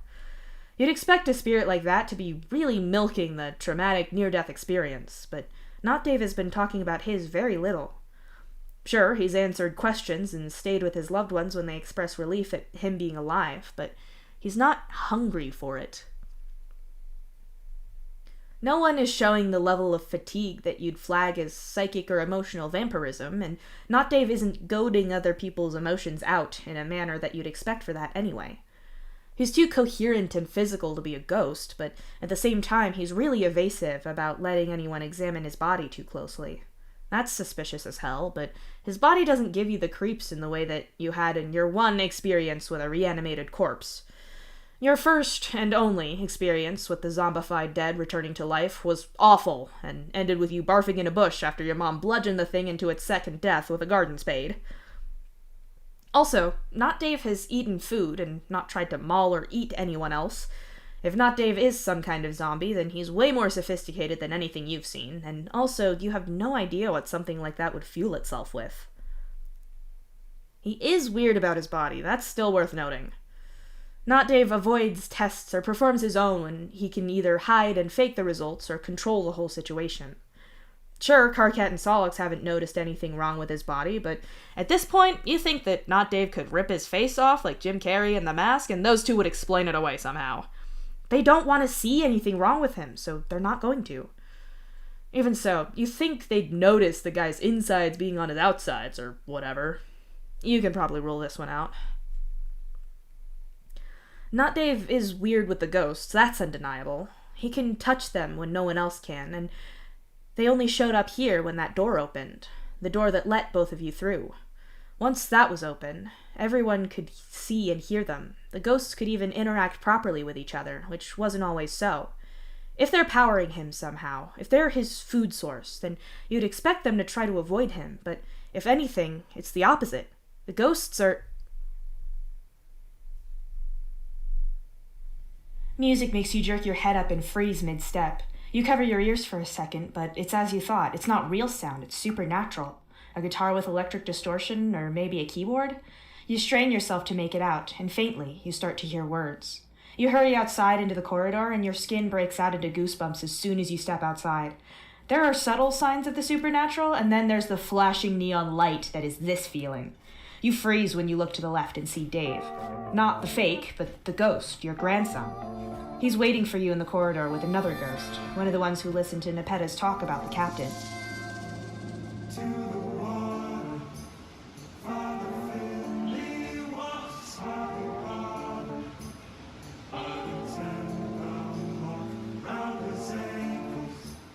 He sings. They're both singing, but from the way their mouths are moving, you get the feeling that they're not using the same language, yet somehow it's making its way into your brain just fine.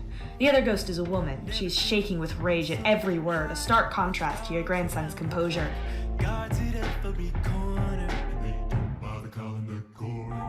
The woman snarls that line at the end of it, then she breaks into ghostly sparks and rushes through a wall. Your grandson, Dave, continues singing as he looks down at his gloved hand. He removes the glove part of his spacesuit and reveals a glowing tattoo that looks just like the weighing scale-themed ones that the other balancers have. Your grandson steps back, his hair floating weightlessly around his face. He looks at you with his one eye and grins, cracking his knuckles and disappearing through the wall. As he goes, you catch sight of Sophia for just a moment. She's walking around a corner and is gone from your view in less than a second. You rush after her, music coming from everywhere still pounding in your skull. As you turn around the corner, you slip, gracelessly banging into the wall to try to keep your balance. Sophia is nowhere to be seen, but there's the ghost of a human man there instead. He's wearing the same kind of pseudo-military uniform that everybody official on this ship seems to wear, balancers included. He's looking ahead at something down the corridor, something that looks like mere shadows to you. This much you're familiar with. It's a ghost remembering something, and usually that something is massively connected to their unfinished business. You move to his side as he sings, and try to see what he sees. You squint at the echoes of this ghost's unfinished business. The shadowy figures are smaller than you and hazy, more shadows and movement than they are real people. It's about the impression, not the details. They're small, older children or young teenagers. 2 of them have suggestions of horns at the right angles, but it's hard to see. They're talking and laughing together, but they keep returning their focus to the ghost at your side, as if they're looking for instructions or approval.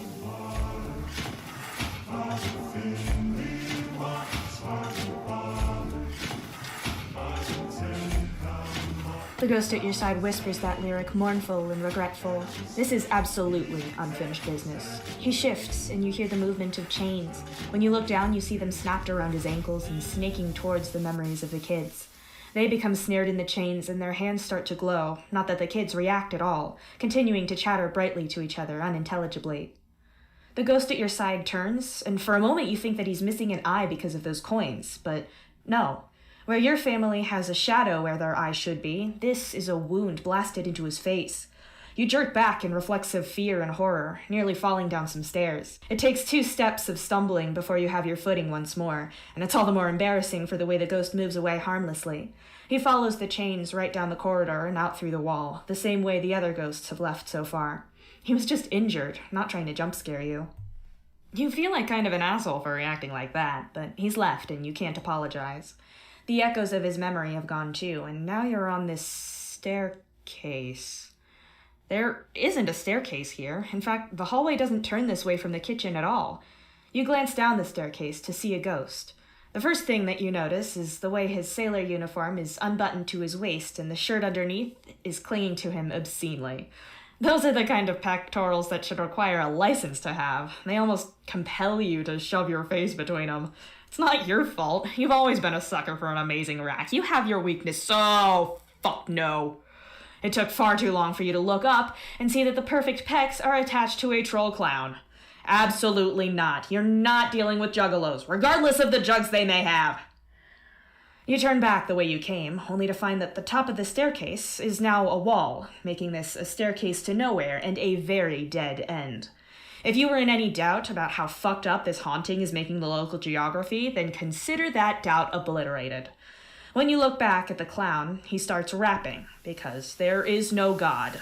Legend has it he was raised in an attic. Mom and dad could barely afford the same pattern of asylum after asylum, praying to Poseidon to keep the darkness outside of him. They say he never muttered a word until the crucifix around the neck of the corrections officer caught his eye. He said, my oh my, I think I just found my ticket out of hell. quickly descend the stairs and hurry past the distressingly buff clown, trying your hardest to get back to some part of the quarantine area that you recognize. The ghosts are doing this, but why? What are they doing with this song? The clown leans on a doorframe and grins down at you. The door slides open and you hurry through it, watching as the hot clown follows his own ankle chain up the stairs before disappearing as well. You don't recognize this part of the ship at all. Everything seems more angular. Panels on the wall are hexagonal, in a way that almost reminds you of beehives. This isn't real. It can't be. It's some projection that the ghosts are doing, but you don't know how or why. Ghosts don't work together in numbers like this, or at least not for this long. You've been to sites of great tragedies before. Towns flooded by burst dams, or streets of houses taken down in a second by a gas explosion. Those had ghosts who were on the same traumatic wavelength that their hauntings merged into each other. This is way more organized than that, and far more verbal and aware. The ghosts here are working as a whole, but they're distinct too. As you walk, the music and words flow from everywhere and nowhere, all at once. Walking on, you pass room after alien-looking room in your search to get back to reality. They're not empty either. All of them have insane-looking ghosts in the cells. Chained by the ankles and pacing, furious or sobbing, all of them are awash with intense emotion. This whole place is saturated by it, and with a note of panic, you can feel it inside you, too, like a tuning fork in your chest. Anger, despair, unfairness. It's getting to you. Oh shit, this is big, nasty haunting stuff, but how are so many ghosts all working to the same literal beat? It doesn't make sense. A voice starts behind you, and it makes you jump. You turn and find yourself suddenly and horrifyingly inside a cell with a woman. She's a troll, and she looks utterly miserable. As you breathe in, there's the distinct smell of medical-grade alcohol and cleaner about, but she's standing there in a haze of much more drinkable alcohol. You've seen this before in the ghosts of alcoholics. They tend to smell like a bar even after they die. You follow her gaze past the cell window and get the feeling that you just missed something.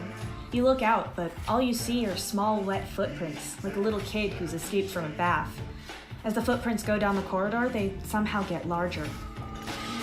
It only takes a week or two to break a God-fearing man. Ease him in with a small talk. Leaning through the bars, you see a cell opposite you, then one next to it, but that's all you can get from your vantage point. Even so, you can hear a voice from the cell next door to you that you can't see into, singing Riley along with the accompaniment of the ghosts in the other cells, a literal quartet. You gotta bring me a little C4. There's a muffled explosion from somewhere, and then dark water starts to rise up through the floor. The sight of it sends fear into your chest, gripping around your heart. You know that you can't let this stuff get to you, or you'll never get out of it. You've avoided it for so long, you can't let yourself think about it now. You close your eyes and press your hands to the door. You are not wherever this illusion is. You are on the quarantine area of the ship that your only remaining family lives on, where their friends and loved ones are, where your friend brought you when he saved your life. You know these things are real. You know your life, and you know what you're doing. If you don't focus on that, then all of that could be lost. These ghosts, and whatever the thing pretending to be Dave, will win. You cannot give into the emotions swirling around in this place and literally rising up past your ankles as you stand here. You press your hand to the door control, and when the door slides open and you open your eyes, you see the quarantine area of the ship again. The water is still swirling around your legs, and the music and singing are still going on, but you can look past them. You will push past them. You rush forward and lean against the flat wall in front of you. To your relief, the door stays right where it is, and the corridor and signs in it look familiar. Geography isn't warping around you anymore. That's good. That's good. Feet hurt, hands are dirty. Walden said supper ends around 5:30. The voice isn't coming from anywhere. It's everywhere around you and inside your head. To your horror, you realize that you somehow knew the words before you heard them. This has to be the most intense haunting that you've ever experienced, and right now you really need to find other people. You push onwards against dark water that's just above your knees now. If you squint, you can see that it's not really there, not really real, but it's hard to convince your body of that. You focus on getting to someone else and on how the ground feels below your feet. If you don't focus on that, then you run the risk of the ground ceasing to be and dumping you in the black ocean that's trying to... Ocean? You never said it was an ocean, but the thought appeared in your brain anyway. That's dangerous. This is getting in your head. You absolutely have to fight this. Oh, this is some bullshit. You are not accepting this. Not at all. You forge furiously on through the dark water flooding the hallway, anger powering your grip on reality. You only falter when you hear another voice and you realize that you actually heard it. You can cover your ears and the new voice gets quieter when the rest of it doesn't. You struggle towards the door and hit the button to open it. From the sign on the door, you know that it's the men's room. You can't read Alternian yet, but you know that much. The voice is louder in here, and when you go through the second internal door, you see Gamzee. He's singing along with the song, his body bent over the sink. Dark water rushes over the edge of the basin and onto the floor around you, yet when you squint one eye, you can see that real water is running from the tap and over his motionless hands, then into the drain. It's only the supernaturally dark water that spills out over the basin, like his fingers are solid ink and they're tinting the water somehow. Gamzee! You hiss at him and grab him by the shoulder. You turn him to face you, getting ready to shout at him for his part in whatever this nightmare is, but your words die in your throat. Gamzee isn't looking at you, or more accurately, he doesn't have anything that could look at you. His eyes aren't yellow and purple, they're black and watery like the endless ocean that's trying to flood the place. Tinted black water is running down his face paint from his eyes, and when he sings the song, his voice is dreamlike, like a sleepwalker.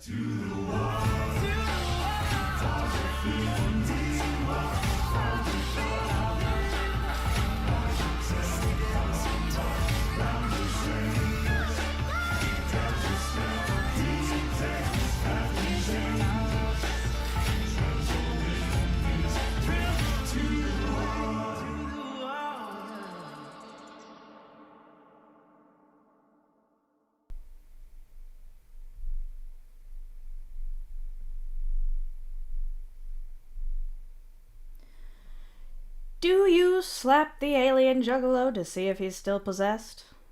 That seems like a bad idea, and also a string of words that confirms that you're in the very worst possible future. Despite this, you decide to shake him, as it's a little less violent, and also doesn't end with you getting grease paint on your hand. When you shout his name at him again, he finally comes back to himself. His eyes clear and refocus on you. He rumbles out some threatening Alternian words that have you scrambling for your translation screen. The fuck do you think you're doing? You were possessed! Didn't you hear that music? You demand, and wave your translator at him with your free hand. Gamzee rolls his eyes and shakes water off of his hands. The water that looks entirely normal now, as does the water that's running down the drain until Gamzee shuts it off. He flicks some drops of it at you, and then wipes the rest on his shirt before finally getting his own palm husk out. Don't hurry or anything. I wouldn't want you to put yourself out for this insane crisis that's happening right now, you bitch. Gamzee looks at his palm husk, clearly unimpressed. He then looks at you, and somehow seems less impressed than before. What are you talking about? Why are you so hopped up on fear and shit? There was music and all these ghosts, these former balancers, I think, and they were all singing it.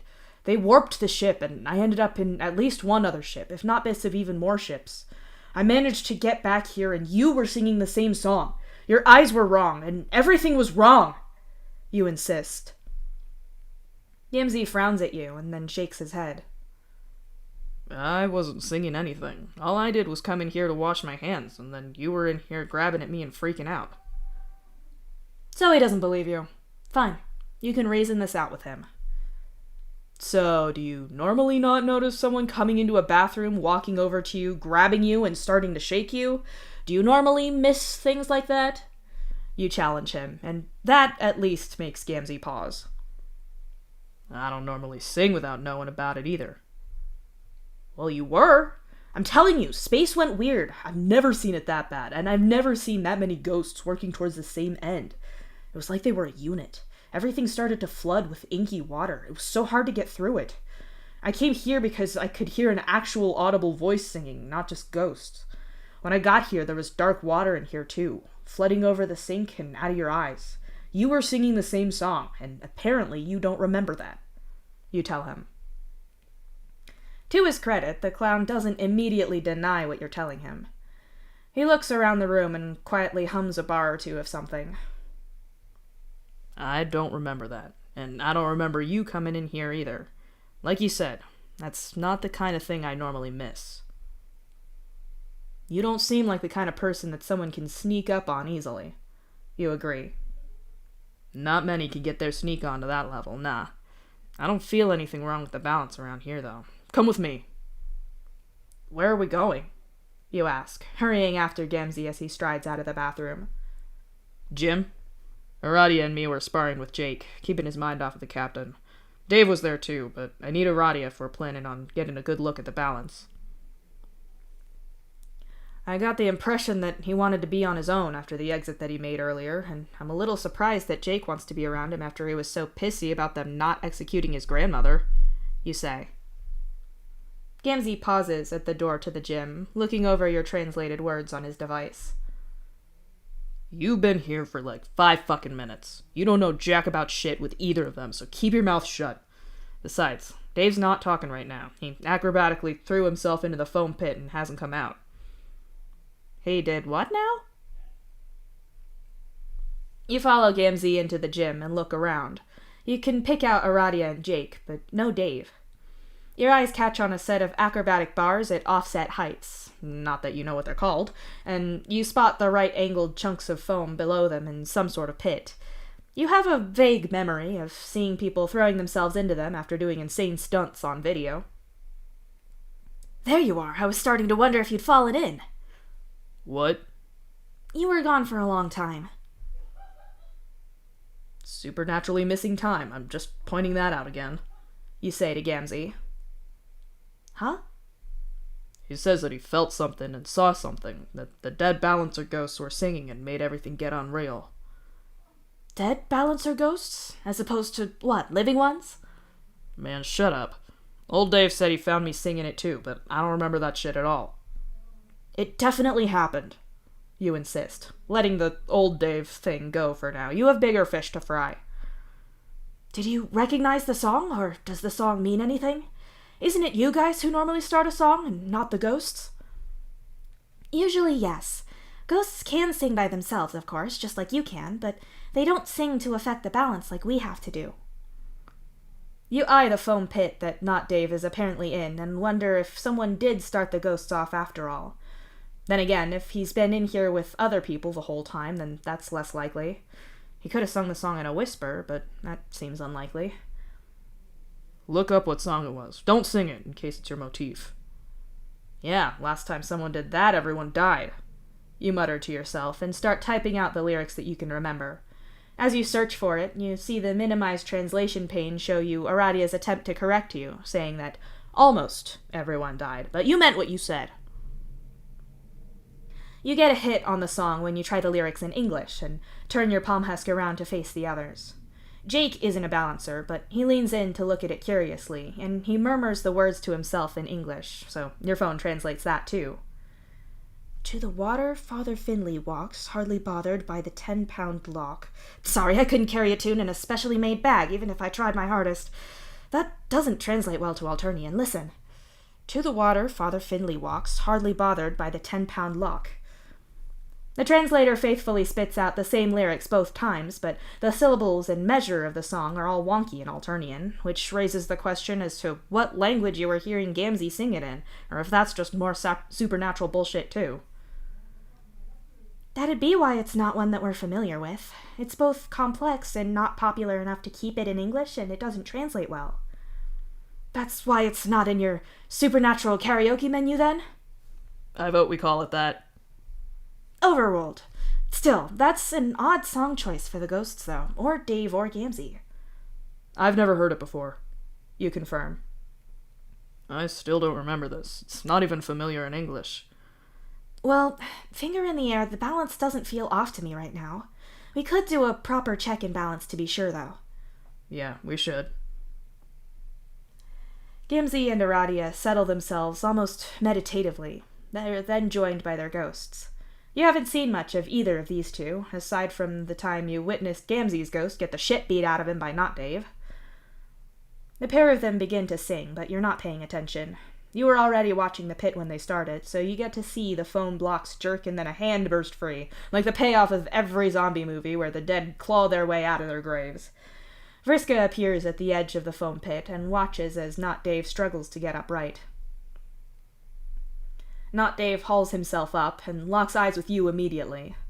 Unsettling glowing red and a sea of black, pinning you in place.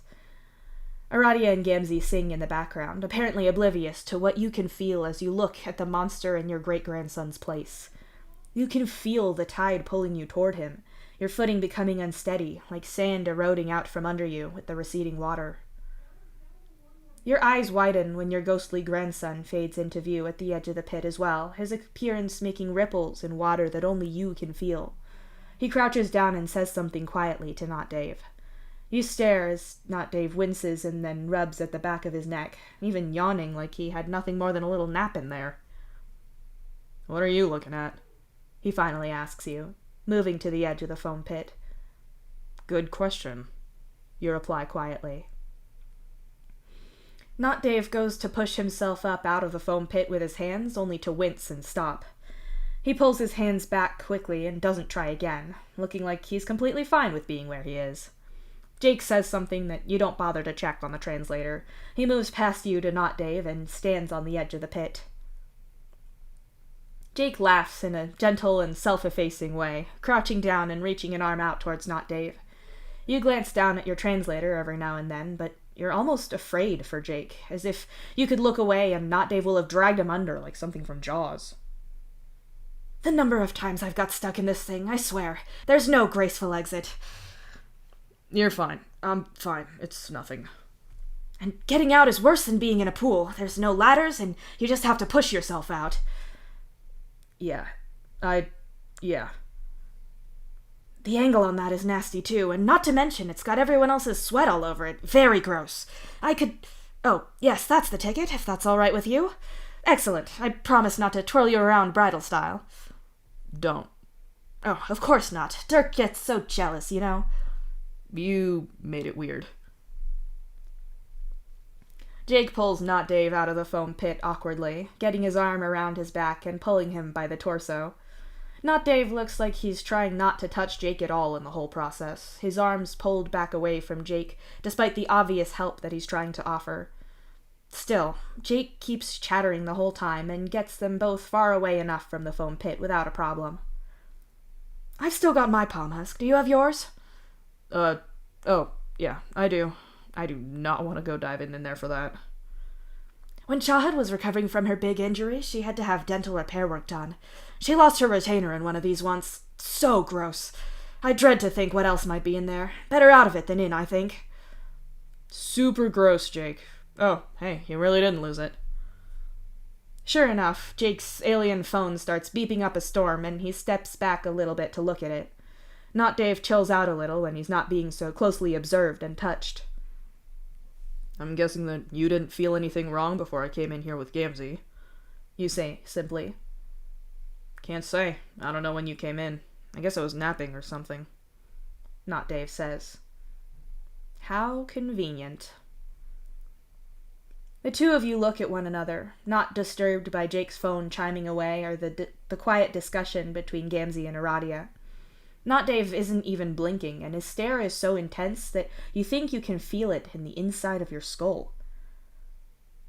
If you keep staring at me, then you and I are gonna have a real problem, he says, his voice low but very ominous indeed. You open your mouth, intending to tell him that he already is a problem and you're fully aware of him, or maybe you were going to ask what he was going to do about it. Perhaps he could elaborate on it in this room full of witnesses. You don't get to do any of that, though. Jake makes a broken noise and stumbles backwards, falling onto his ass as he stares down at his phone in horror. You don't need the translator. You already know what no in Alternian is, especially if it's repeated over and over. Jake, you feel real bad. What's wrong? Jake? What's going on? No, I don't understand. This can't be right. Jake scrambles for whatever the equivalent of his phone application is and starts a call, pressing the device tightly to his ear. Everyone else shares equally confused and concerned looks, but it doesn't seem like any of you know what's going on. Your translation isn't much help. You're only getting half of the conversation, and it's fragmentary at best. A lot of, how could this happen? What do you mean? How? All things like that. Your attention flickers to the ghosts at the edge of the pit. Vriska is seething, and her anger is directed entirely at your grandson. At Sophia's son, the one you saw during that song. He doesn't seem confused at all. Instead, he's watching Jake intently.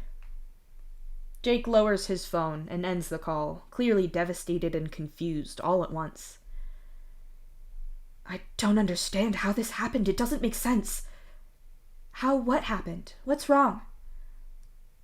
My grandmother is dead. What? Oh. Oh my God. How did she die? Nepeta was just talking to us about her, and she... That's what I don't understand. She was fine after the court ruling. She was retired and confined in her section of wrecked ship.